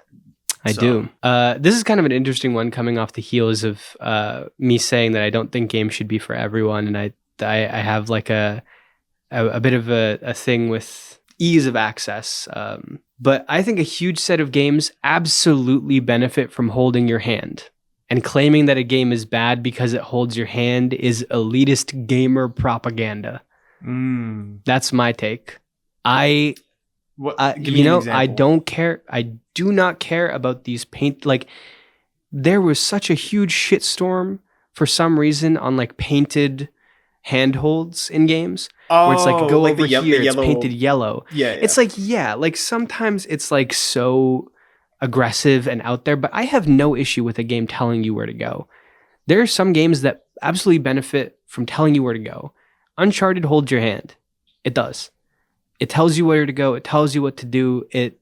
Sometimes it does it in much more subtle ways and lighting cues, and you know, there's a lot going on in those games that people also don't recognize. But there's also like, you know, all of those handholds are white as hell. Like, you know where you can hold on to it. Uncharted is my favorite franchise of all time. I don't mind that it tells you what to do. Sometimes I want to get into a game and I'm like, I don't want to discover. I don't want to like go out and have to use my brain to figure something out. Sometimes tell me what to do as long as it's a fun activity. Like, I want to do it, right? Doom: The Dark Ages is a very, very like it doesn't hold secrets from you.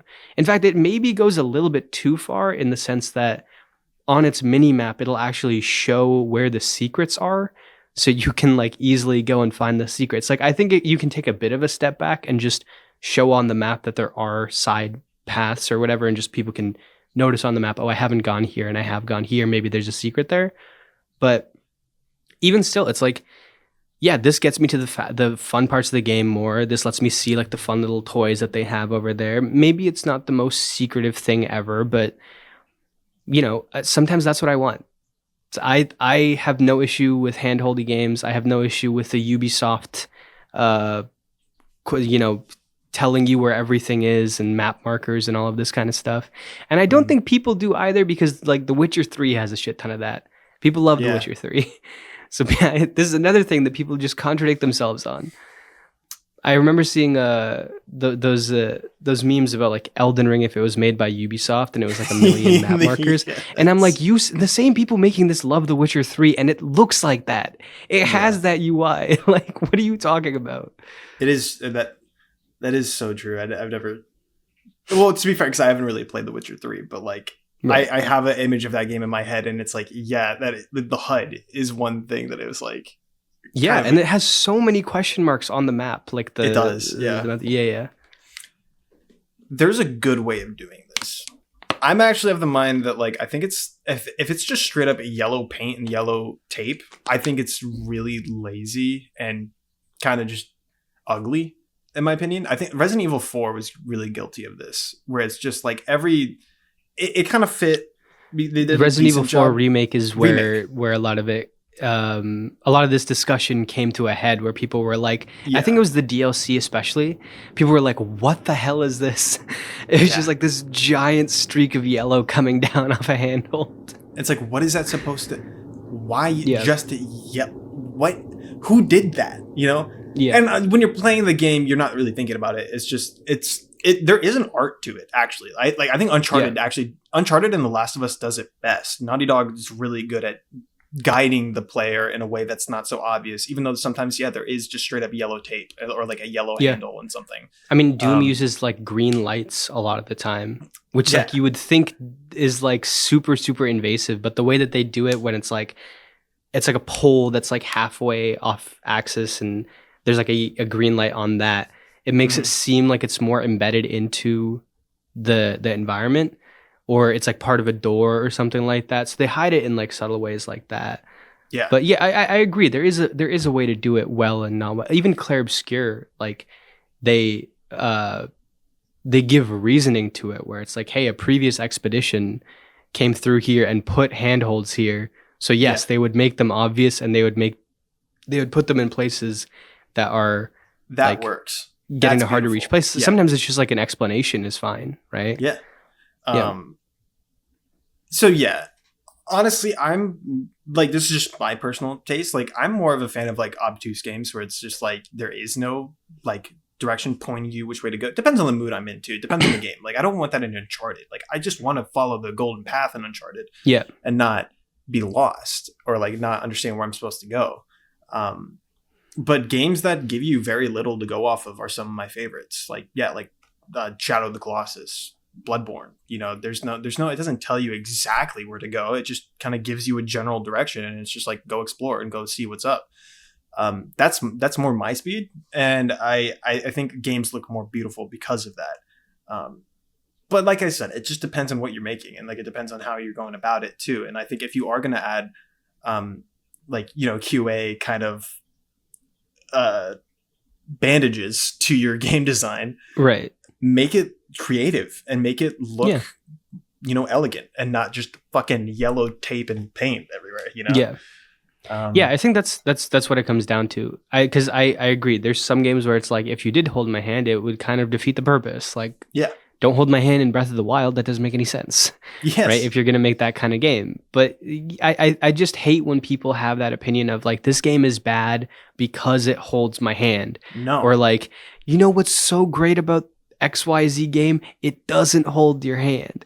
I hate that. Like, and this is coming from somebody, again, who has made a video about, I have a video about the beauty of games that trust you, where it's like, yes, they're just like, hey, people are going to come into this and they're not going to understand immediately, and we're just going to let them figure it out. There is a beauty to that, right? Yeah. But I think there's a beauty to like guiding the player in the right way, right? I think it makes it's worth noting that like Uncharted never really came under fire for that. Sometimes with the handholds, but that was more just people were complaining about the amount of climbing and how rigid and linear it was. Plus, they kind of invented it in a way too. I don't remember a game before Uncharted that was really doing that. I mean, it's possible, but there's got to be. But it was the first it's the first mainstream like example of a game doing that, in my opinion. Yeah, I think people have more of an issue with when they see the seams, right? Like when they see that a game designer has put like these bandages there, right? I had a very similar thing that wasn't the game holding your hand, but it was this moment in Jedi Survivor where it's because Jedi Survivor tries to do the FromSoft thing of opening up shortcuts and things like that. But there was this one moment in that game that really like, it was like a glass shattering moment to me, where you kind of go up into this hallway. Like you're kind of in an outside area, you go into this makeshift hallway thing and you go forward. Like you enter the thing, you look to your left, there's a locked door. So you go forward, just like not that long, like very, very short hallway. Then you go left, very, very short hallway. Then you go down, very, very short hallway. And then you unlock the shortcut. And I think there's like one enemy in that entire in that entire like turn thing that you do. So I did that and I was like, what the hell? Like that's where I start being like, this is not a world that I'm exploring. This is not a real like piece of architecture that would actually exist. This is game designed. I can see it. I can see through it. I can see what they were trying to do, and I hate it.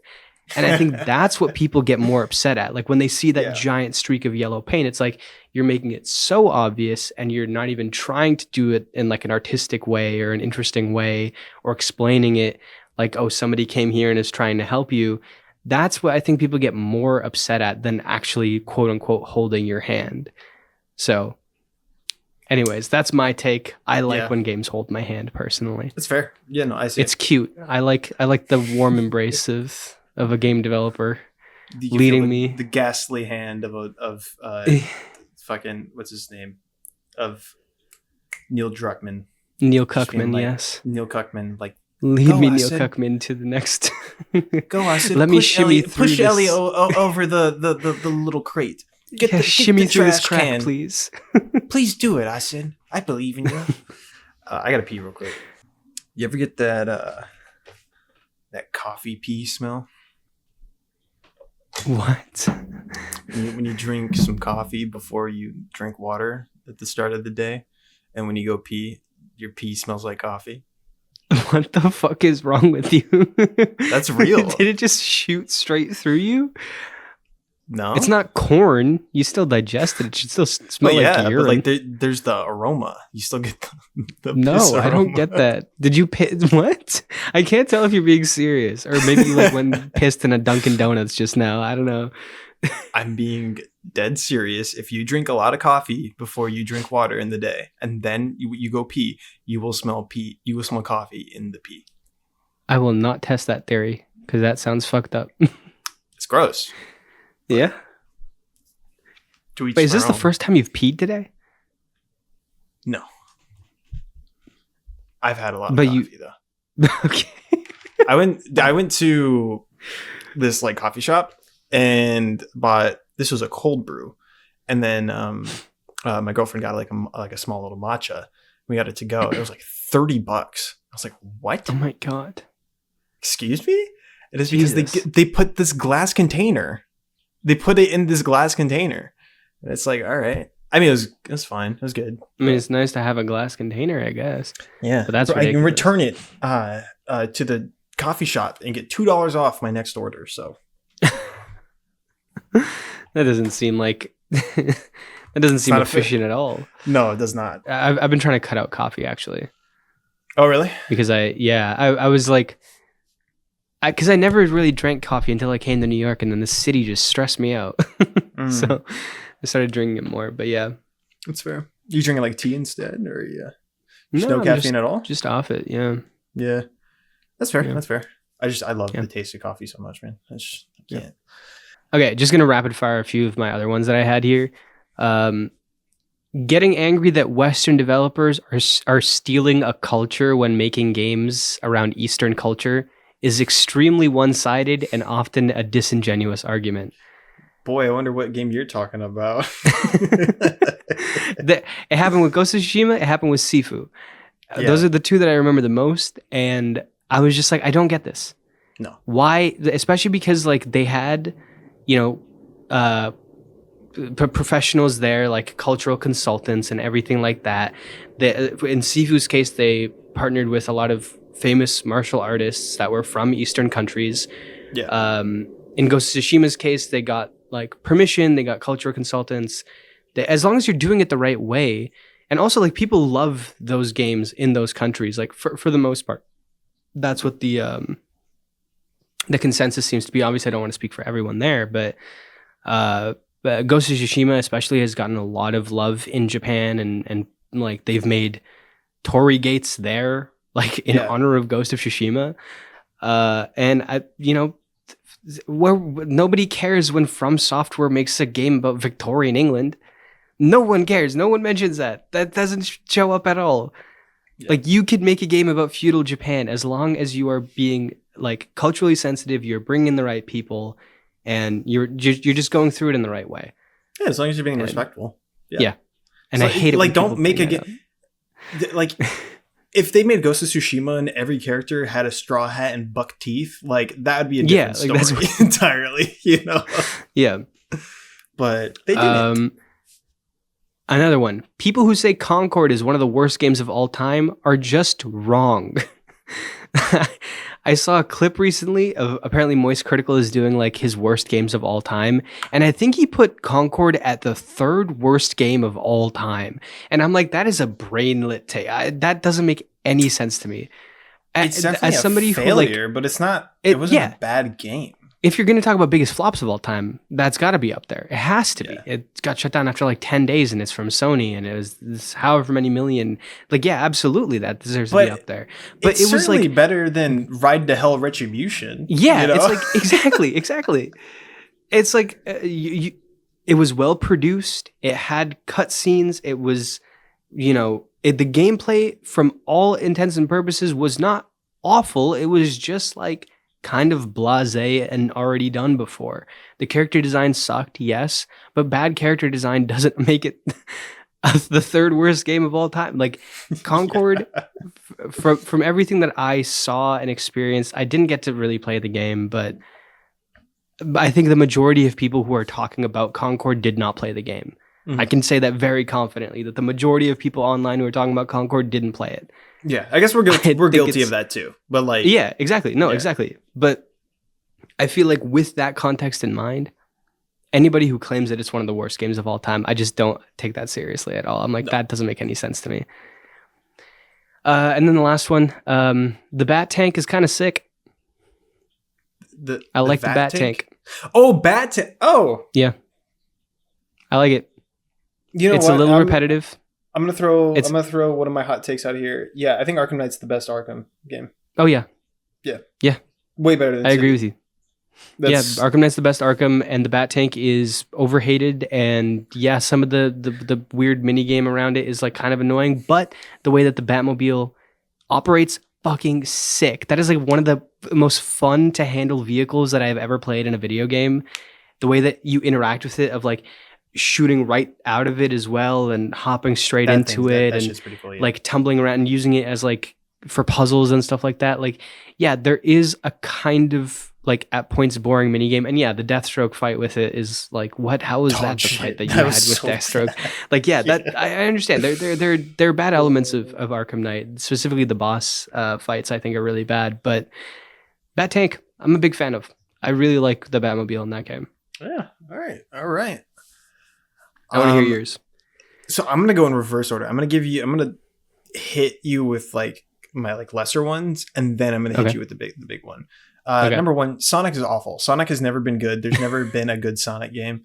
The fact, Isaac, make sure to start this podcast with the Sonic sound, just like we did the last time. Isaac, you do that, I'm firing you. I'm serious. Please don't fuck with me, man. But that was so funny. We had it. If anybody watched the episode 1 of the podcast, we had the Sonic sound at the very beginning, and Landon's one of his only notes was take the Sonic sound out of the beginning.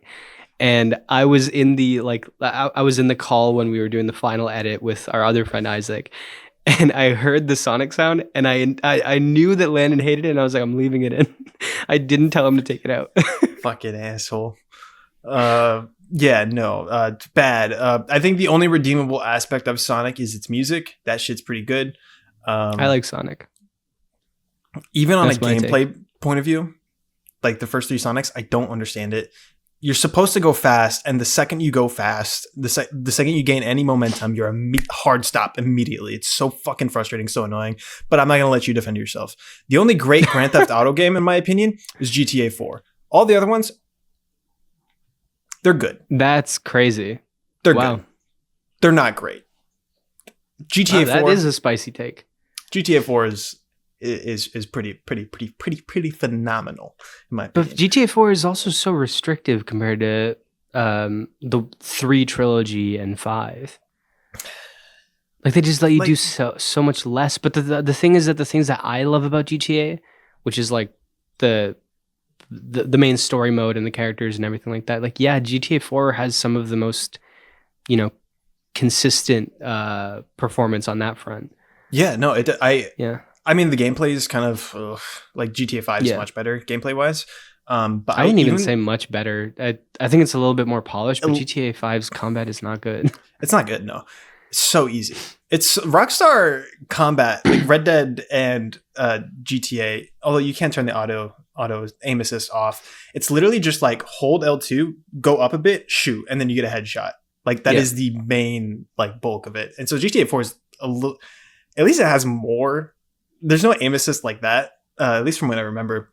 But even in terms of like story, way better. It's really great. You can see like where Rockstar is actually starting to like, I guess, have more like sinks its claws more into like character development there. The city is so cool. I love Liberty City. I think that is like the best thing about GTA ever. The best thing the GTA has ever made is Liberty City in GTA 4. It looks so cool. It's so good. It looks cool, but I didn't find like the interactivity of the world to be that great. Like there were so many empty storefronts and things that I just felt like it did feel a little bit more of a window setting kind of city than it didn't than Los Santos felt in 5. Even though Los Santos also had those like empty moments, for sure, especially because it was so much bigger and there was so much more going on. But I think that it felt a little bit more lived in, just a little bit. That's fair. I think that's just like the technical front too. Like the difference between the games. I don't know. In my opinion, I feel like GTA 4 feels more lived in. It feels like you can do more. But I mean, yeah. And then I like the way that the vehicles handle too. I like that they're like realistic and hard to handle in GTA 4 they're in like comparison to kinda, 5. Like it's a little difficult to master, and it's like I kind of like that. Moving on though. Resident Evil 2 is better than Resident Evil 4. Resident Evil 2 is the best Resident Evil ever made. Resident Evil 4 is really great. It's really fun. One of the best games of all time. Remake? But yes, in the concept, I'm talking about remakes here. I mean, obviously, Resident Evil 4, the original, is way better than Resident Evil 2 original. But I think Resident Evil 2 is phenomenal. It is superb. It is the most stressful game I've ever played in my entire life. I don't get it. I really don't get it. Why not? I don't know. I don't like Resident Evil 2 Remake. What about it? Actually, that's maybe a hotter take. That is a hotter take, actually. Yeah. I thought it was boring. I don't know. I couldn't. I was never scared of the zombies. They moved so slowly. I felt like I always had the resources to take them on. I couldn't care less about Mr. X. Like he's cool in concept, but anytime he showed up, I was like, all right, let me walk away from you now. Like, I think that the illusion was broken with, maybe it was literally just the way that people were moving. Even though like it's not even that different in 4. Like Leon still moves like a little bitch. Like he just doesn't. Why doesn't this man run? Why does he do running animations while walking? It doesn't make any sense to me. But I don't know. I just love I think the fact that it wasn't going for as much of a horror vibe and it was this like more expansive action vibe. I was like, okay, that I think fits it better because I could not buy the tension in 2. I just couldn't. Which is crazy that you think it's like the most tense game you've played. Yeah, no, that's I feel like we played 2 entirely different games. It's just so crazy. Maybe I have to play it again. I haven't played it since 2019 or wherever it came out. I'll take an edible and play that game. Get really scared. Just like headphones, dark room, and like let the edible seep in as soon as you see Mr. X, and then you'll. I'll take an edible and be scared of my shadow. That's not fair. That's totally fair. Let's see. Oh yeah. My final take is BioShock 2 is the best BioShock. Is this your big hot? This is the big one I'm going to elaborate on.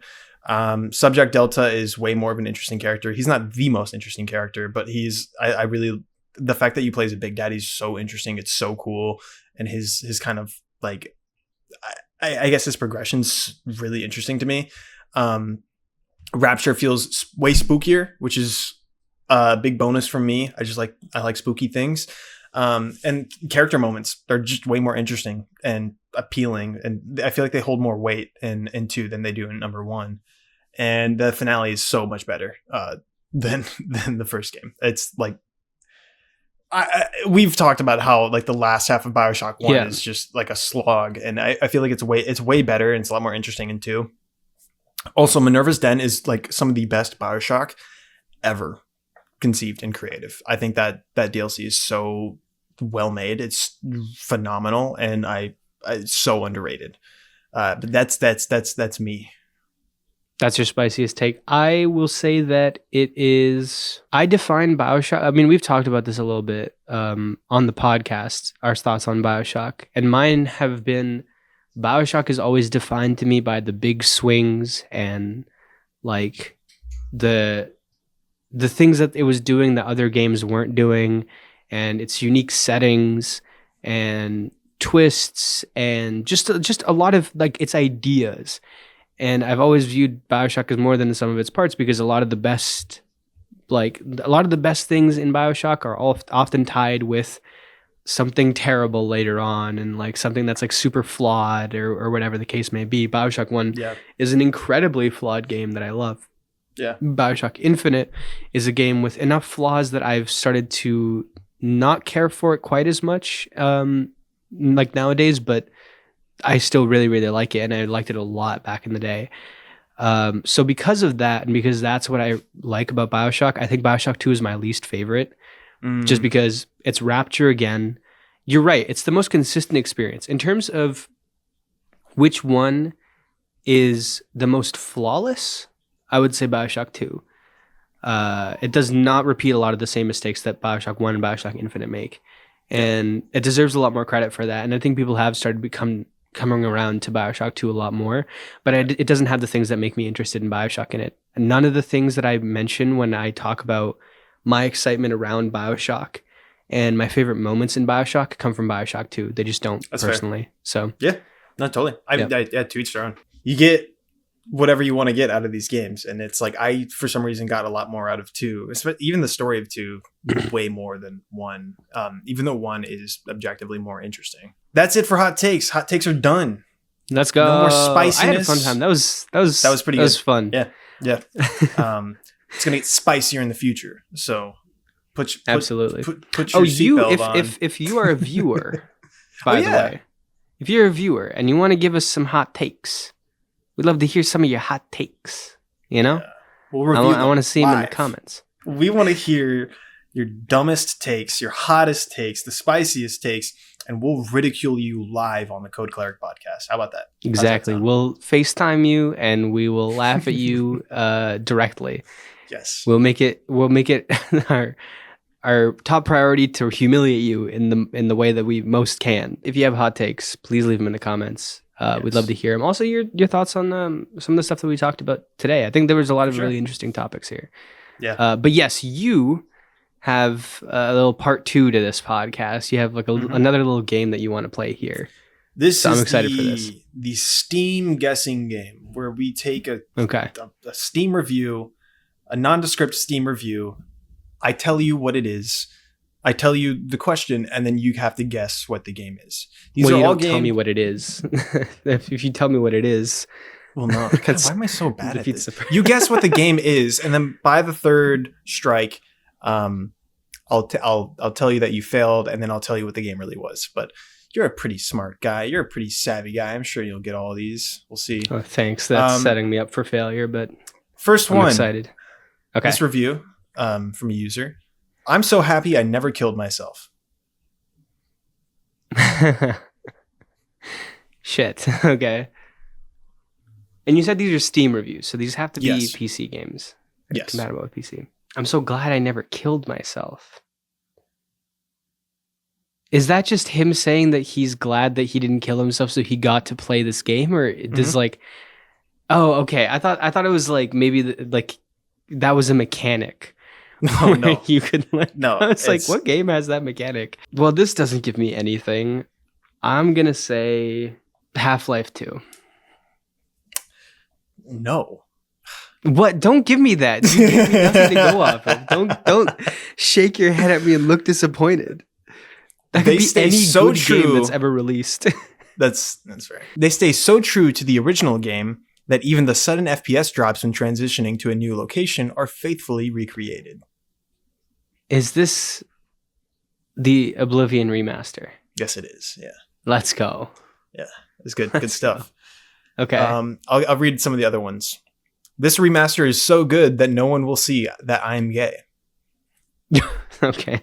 What? What the fuck does that mean? Bayazura, Bayazura, Bayazura! It's the grand champion! I can't believe it's you standing here next to me. That was the last one. You wouldn't get that though, because you haven't played it. Yeah, I was gonna say that. I mean, that has to be some kind of a reference. Oh yeah. To the game. Next game. It's woke. Update. It's super woke. Fuck. No, it's super woke. It's gonna be something so stupid. It's gonna be like Wolfenstein. It's like you hate Nazis. Wolfenstein. I'm gonna say Wolfenstein: The New Order. Nope. Okay. It's super woke. Okay. Guaranteed to blow your dick into your asshole. Oh, fuck. But none of these give. I wish they had more context of what the game could be. I know. That's so it's a really good game, but unfortunately, it's incredibly woke. Yes. Now here's the thing. You could have picked something that's like famously quote unquote woke, or like ironically woke, where it's like like that's where that Wolfenstein guess went as well, where it was like you hate Nazis, must be woke. What was the second one? Guaranteed to blow your dick into your asshole. I mean, it's got to be some like high octane action game. Like my mind's going Doom. Was that your guess? But I don't know if you could even twist that in any way that someone could view as super woke. Like it's some kind of chemical strain of it would be a stretch for certain. Do you want another thing, or do you want to guess? Can you give me the edit? Edits.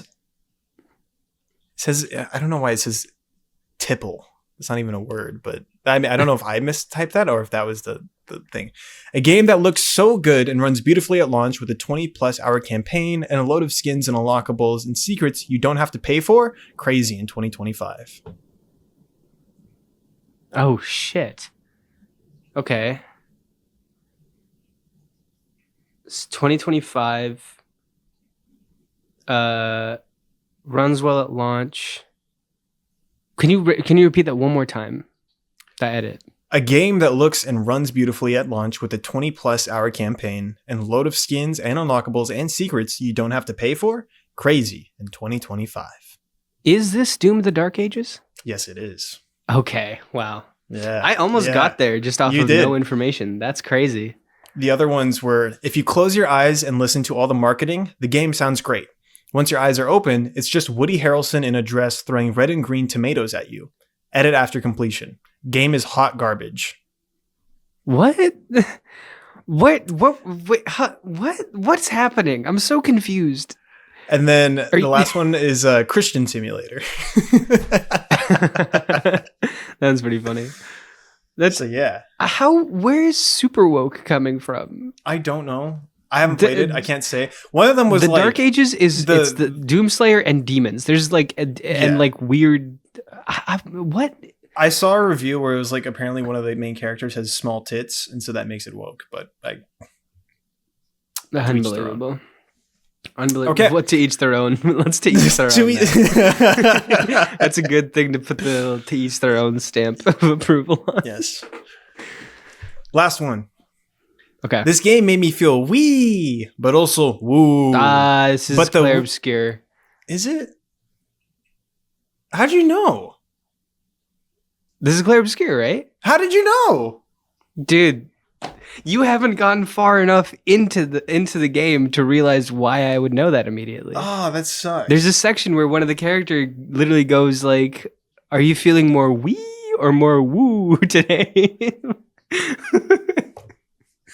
Oh, that sucks. Okay, all right, great. Well, it spoiled it. I didn't realize that. I thought that was like just being some dumb French shit and like. No. Okay, well, Okay. I want to hear that one, and I want to hear the other ones. Yeah, this game made me feel wee, but also woo, but also wee balanced out the woo. Then we got the game is a long, boring intro. Playing the story mode, can't even survive the first monster. Not even sure what's really going on. Waste of time and money. Long, boring intro to describe Claire Obscure is like That's one of wild. the craziest takes These that you could have. That is These like are some one hot of my takes right now. Like this, Th- we yeah, did not that's leave one of- hot take territory. The intro to Claire Obscure is like one of the best things that Yes. I've gone through in a very long time. Oh my god. More than 10 hours in, a fourth type of blocking is introduced. This game has slowly become a QTE game. Otherwise, a masterpiece, but the QTE games are so unfun, it brings it down. How is parrying a QTE? That's just a game mechanic.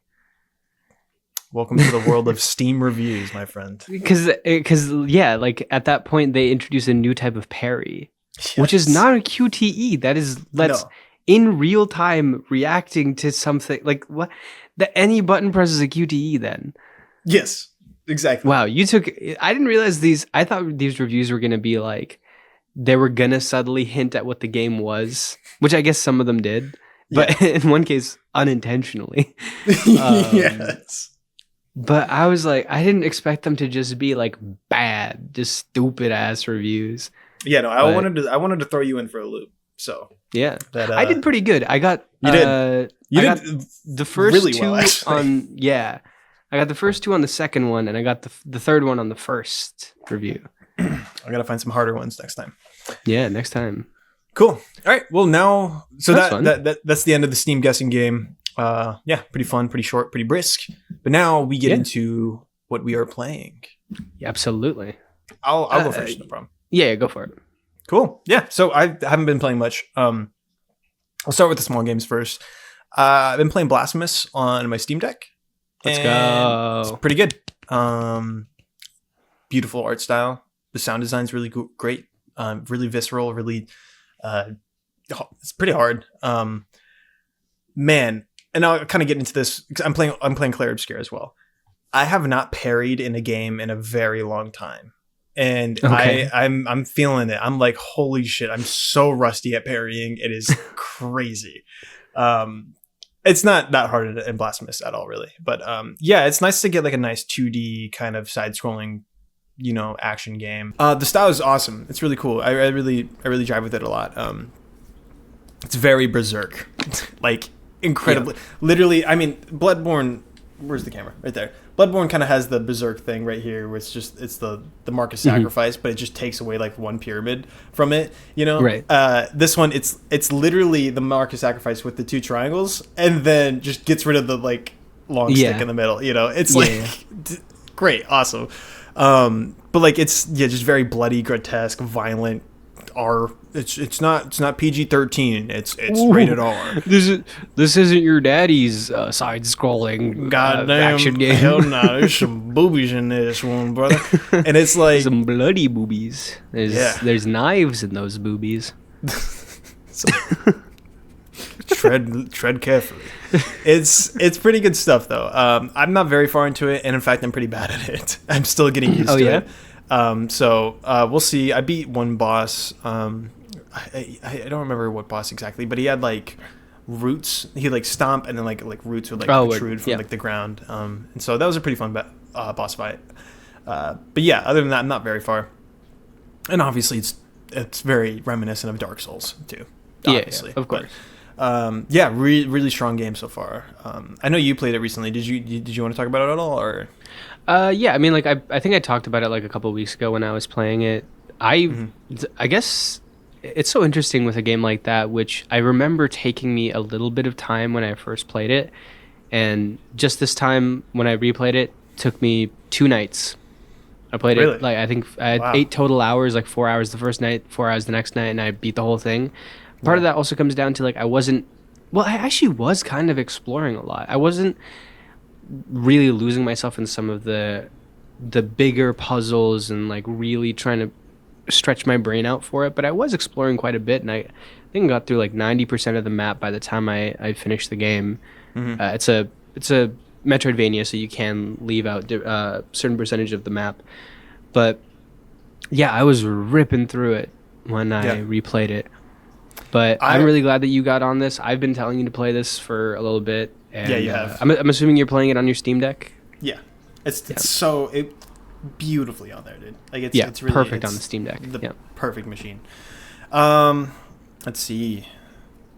Yeah, other than that, I decided to jump back into Doom 2016 a little bit too. Oh shit! Yeah, no, I'm kind of throwing you in for a loop. I don't think I put that on the doc. You did Um, not, no.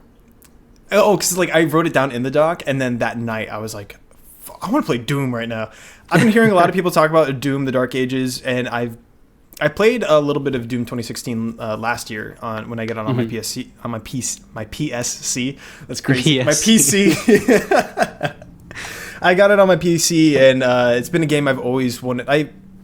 Doom 2016 is the Doom I've played the most. I've never beat it, but I've always like loved playing with really? it. And I gone through the beginning section a couple of times. I never owned it as a kid, but like I rent. Do you have Redbox in Canada?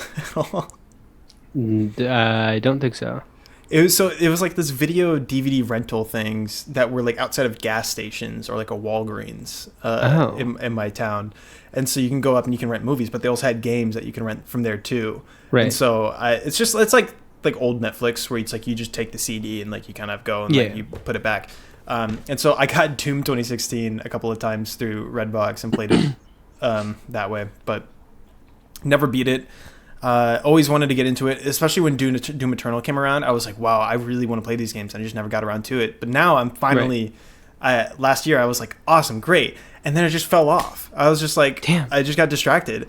And so what I did. So have you played Eternal? No, not yet. I really want to build myself up to Eternal. And it's why I'm kind of, I've been hearing a lot of discussion about Doom: The Dark Ages, but we'll get into that in a second here, because I know you're playing that. But with Doom, what I did is like I'm feeling this game right now. I really want to play it. I'm just gonna jump in where I was last time, just go in the middle of it. Right. And so I'm not very far. I'm like a third into the game, and I just started playing it again, and just immediately picked it up. Like started intuitively just started shooting, fighting, chainsaw, ripping them apart. It's such a simple game to get into. Like there's nothing past the point of like, here are the controls for your combat, and they're pretty straightforward. And you just go in and you just lose your mind and kill demons haphazardly. It's incredible. One of my favorite things to do is to just listen to music while playing games. Like, not story games, but like God of War Ragnarok Valhalla, for instance. The entire time I played that game, I was listening to like hard rock and heavy metal the entire time. That's my brother. He's really into metal, and so he was just showing me songs while we were like, I was playing it, and like we were watching it together, and it was just like, love it. Listening to Deftones while running through a Resident Evil 4 run is one of the all-time most blissful experiences you can experience. First go around, obviously I don't do that, but if you're replaying a game, Bloodborne too, like listening to Bloodborne in that Bloodborne too. Yeah, your hands on Bloodborne too. Listening to that genre of music with Bloodborne is amazing as well. But yeah, Doom, like the soundtrack, holy shit, dude. Yep. Phenomenal. Oh yeah. It's so good. I love it. And it's like I literally turned all the other sound effects down so that way I can hear the music more, because I just want the music and nothing more, you know. And so that's it for Doom. And then Claire Obscure. I'm playing it finally. It's phenomenal. It's amazing. I can't believe it's just like I'd be parroting what everyone else would be saying at this point. Beginning's amazing. It's the combat's so good. The presentation's amazing. It's incredible that this game was even made at all. And it's a great experience. I will say, I'm really bad at it. I'm so really. Yeah, like I said, I'm not in a parrying what difficulty mode. Are you playing at? I started at the hardest one, and then I was like, I just don't have. Well, I just wasn't in. After all that gatekeeping After all that gatekeeping, you can't even stick with the hardest difficulty. Listen, I just turned it down a little bit until I got my bearings with the game, and then I put it back up. So okay, all right, buddy. Yeah. No games journalist difficulty for me. All right. But yeah, it's great. I can't wait to talk more deeply about it eventually. I think I might talk about it a little bit more with like the next video I'm doing. Not it exactly solely. It's not the only game I'm going to be talking about, but just what that game does stylistically and story wise, it's incredible. And so yeah, don't sleep on Clair Obscur. Yeah, I don't think anyone's sleeping on Clair Obscur. I feel like so many people have been talking about it. I rolled credits on it right before we went to PAX, so it's been right after we went to PAX. Yeah. It's just been fresh on my mind. What a game. Every part about it, incredible. I actually loved the balancing of it. I was also playing it on the hardest difficulty. I really liked the challenge that it came with. But it never felt insurmountable. But I've also been playing a lot of games with parries recently, and so I was just like kind of on my bullshit with that. I mean, I've played Sekiro. You haven't played Sekiro. I feel like there's a pre and post Sekiro world of how good you are at parrying. I'm a parry master at Bloodborne. All right, don't. Yeah, but Bloodborne's different. It's different, but like that's a parry ass game if I've ever seen one. Yeah, but Sekiro. Yeah, I know. Shut up. I get it. I know what Sekiro's about. Whatever. Yeah. Anyways, combat's incredible. Story's incredible. One of my favorite intros. Extremely emotional. I love the world building, and I really want to make something about just the world building of that game and how unique it is. It is the idea behind that game, like the way that they present it all, and like the fantasy elements of the backbone of what that game is, feels so unique. Like I have not seen anything like that, and it really is one of those things where like that fantasy premise has so much water that it can potentially hold, and I genuinely think it's one of the most inventive premises for a story that we've seen in an incredibly long time in a lot of mediums. Like you can put a lot of mediums into that discussion. Really loved it. Rolled credits over a week ago, and the ending is interesting, and I don't want to really talk about it, obviously, but that was like a desperate, like, no, don't say anything. I'm so glad I haven't spoiled anything, and I'm like not even like tangential like shit that doesn't matter, you know, but like literally everything. I'm still completely in the dark about a lot of things. So yeah, and I wouldn't say it in case people haven't played it, but everyone's gonna spoil it for me. But it's taken me a while to digest. I think that I really respect what they did with the ending, and I'm really interested in like talking about it, and I think they did some really interesting things, but there's also elements of it that I'm like, I don't know. I don't know. But I think it's I did the quote unquote the bad one, but the bad and good ending are like, you know, some people even argue it the other way. It's just the endings of that game are really interesting, and they're at the very least like a lot to talk about. Yeah. And some people I think won't be 100% satisfied. Some people I think will be.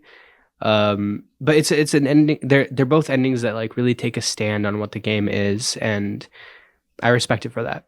So yeah, I'm excited for you to get there. Yeah, me too. Other than that, been playing Doom: The Dark Ages. That's my main game right now. Been enjoying it. I don't like it as much as Eternal personally, just because Eternal was kind of the exact game that I love, and even though Dark Ages has a parry, which you know. You put a parry in a game, I'm gonna like it.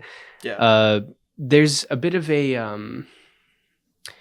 almost like a side questy nature to Doom: The Dark Ages, where I don't feel like its release was as important as Doom Eternal. I don't feel like what I'm doing and the immediate vistas that I'm seeing are as important as Doom Eternal. which is interesting because there are like the Doom games, especially Eternal and Dark Ages, do a great job at creating these like massive vistas with giants fighting in the background, and you're just seeing like the most insane things in front of you. And also, I replayed the first 30 or so minutes of both Doom 2016 and Doom Eternal just the other day because I needed to get footage for my sequels video.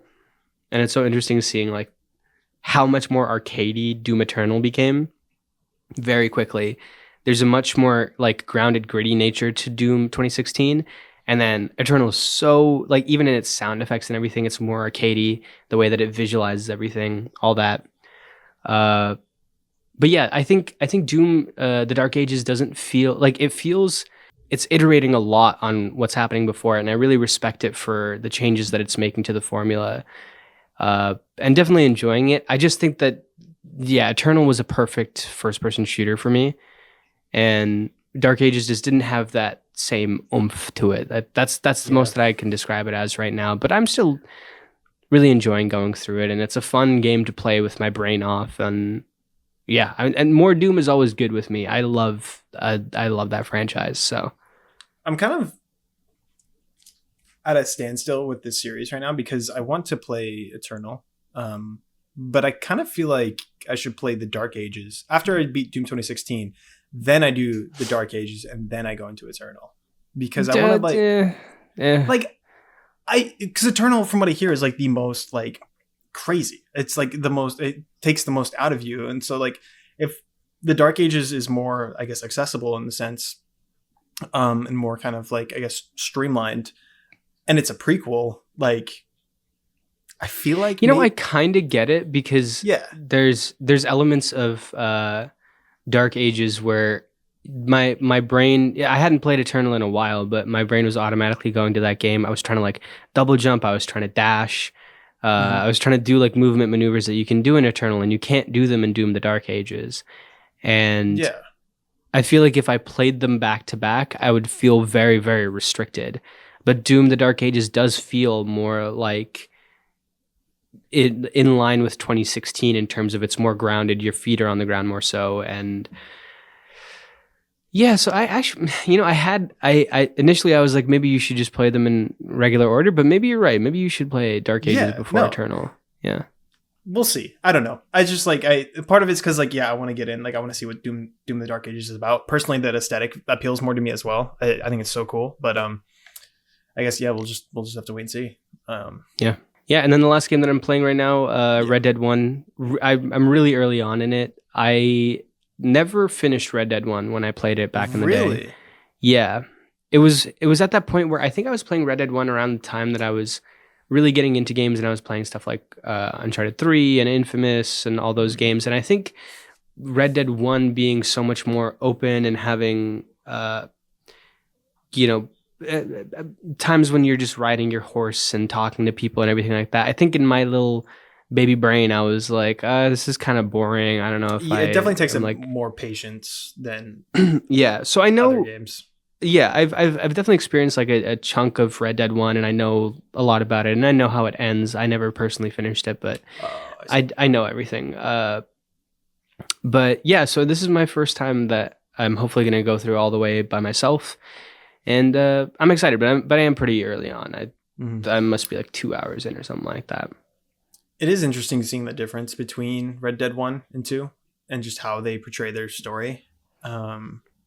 Red Dead 2 is very like more cohesive, and it's like there's a lot more character moments in it, and it's like there's a progression there. And then Red Dead 1 is for the most part just like you're just hanging around all sorts of different people. And then the story ends like in this big crazy way. And it's like so interesting. That's the approach they decided to go with it. I love Red Dead 1. I think that game is so underrated. I love John Marston as a character. He's so goddamn cool. He's so like, when my girlfriend, she played Red Dead 2 first and loves it. That's her like favorite game. And she hates John Marston. And I'm like, I don't understand it. I don't get it.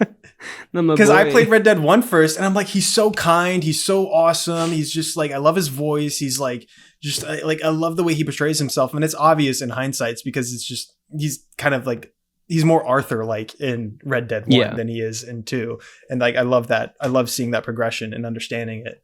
But yeah, that game's it's so good. I love its aesthetic too, like the vibe. Just it's one of a kind. No, but I'm digging it a lot, and I'm hoping I have the patience to see it through, and things don't distract me on the way because there's so many games coming out. Listen, dude, you got to play Undead Nightmare at the very least. Yeah, I really want to get to that as well. That was part of the reason that I just started it. I was like, man, Undead Nightmares always seemed so cool, and I never actually played it. So that game is really the soundtrack to that shit, dude. Nuts. Like it's so good for no reason. You'd have a ball with it. So. Yeah, I'm excited. Wrapping things up. I'm in a bit of a rush today. I gotta get to MSG to watch here's a basketball part of the podcast. Woo! I'm going to watch the Knicks. Let's see if they lose and end their season. Anyways. Before we go, my little indie corner. I want to highlight one big indie game that I played a few months ago, but I really enjoyed it. It's called Anton Blast. If you like fast-paced, wacky little platformers, think like Wario Land or Pizza Tower, you'll have a ton of fun with Anton Blast. It's got the same crudeness, the emphasis on smashing your way through levels instead of elegantly leaping through them. And it's also got some great art and unique movement mechanics. I haven't played much Wario Land personally. I don't really know how much Pizza Tower took from those games. I know it had inspirations, but Anton Blast is very, very similar to Pizza Tower in the way that the levels are structured, the escape sequences, even how the overworld works. But it's also got its own identity outside of that. You can turn into a bowling ball or like cartwheel jump onto breakable objects.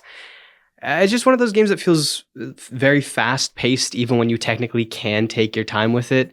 And it plays with perspective a lot, too, which I like. You can get shot back and forth between the foreground and the background. And I think that's just a really fun twist on how the levels work. It's just great, dumb fun. It's another really great Steam Deck game. And fun fact, I actually played this for the first time at PAX last year. It was at PAX 2024. And it came out like a couple months after that. So, yeah. Anton Blast, very fun. Go check it out, especially if you're a fan of Pizza Tower. Great. Well, that does it. Great for the third episode of the Code Cleric podcast. Let's go. Let's. You got to get out of here. So let's do this the fast version. Yes. Yeah, please. If you guys are listening, we're on Spotify, we're on Apple. Go ahead and listen to us there. If that is your platform of choice, please leave nice reviews for us. That'd be really nice. Like, comment, get us out there. Push us out into the algorithm, if you will. And then share us with your friends if you'd like too. We're a bunch of dumbasses, and I'm sure your friends are dumbasses too. So mano y mano. I don't know what I'm saying at this point. Anyways, it was really nice talking to you. This was a nice topic. And we'll see you guys in 2 weeks. Cool. Austin, do you have any final thoughts? No. Other than comment, hot takes, let us know what you thought about all of this. And we'll see you on the next one. Sounds good. Peace out, guys. Bye.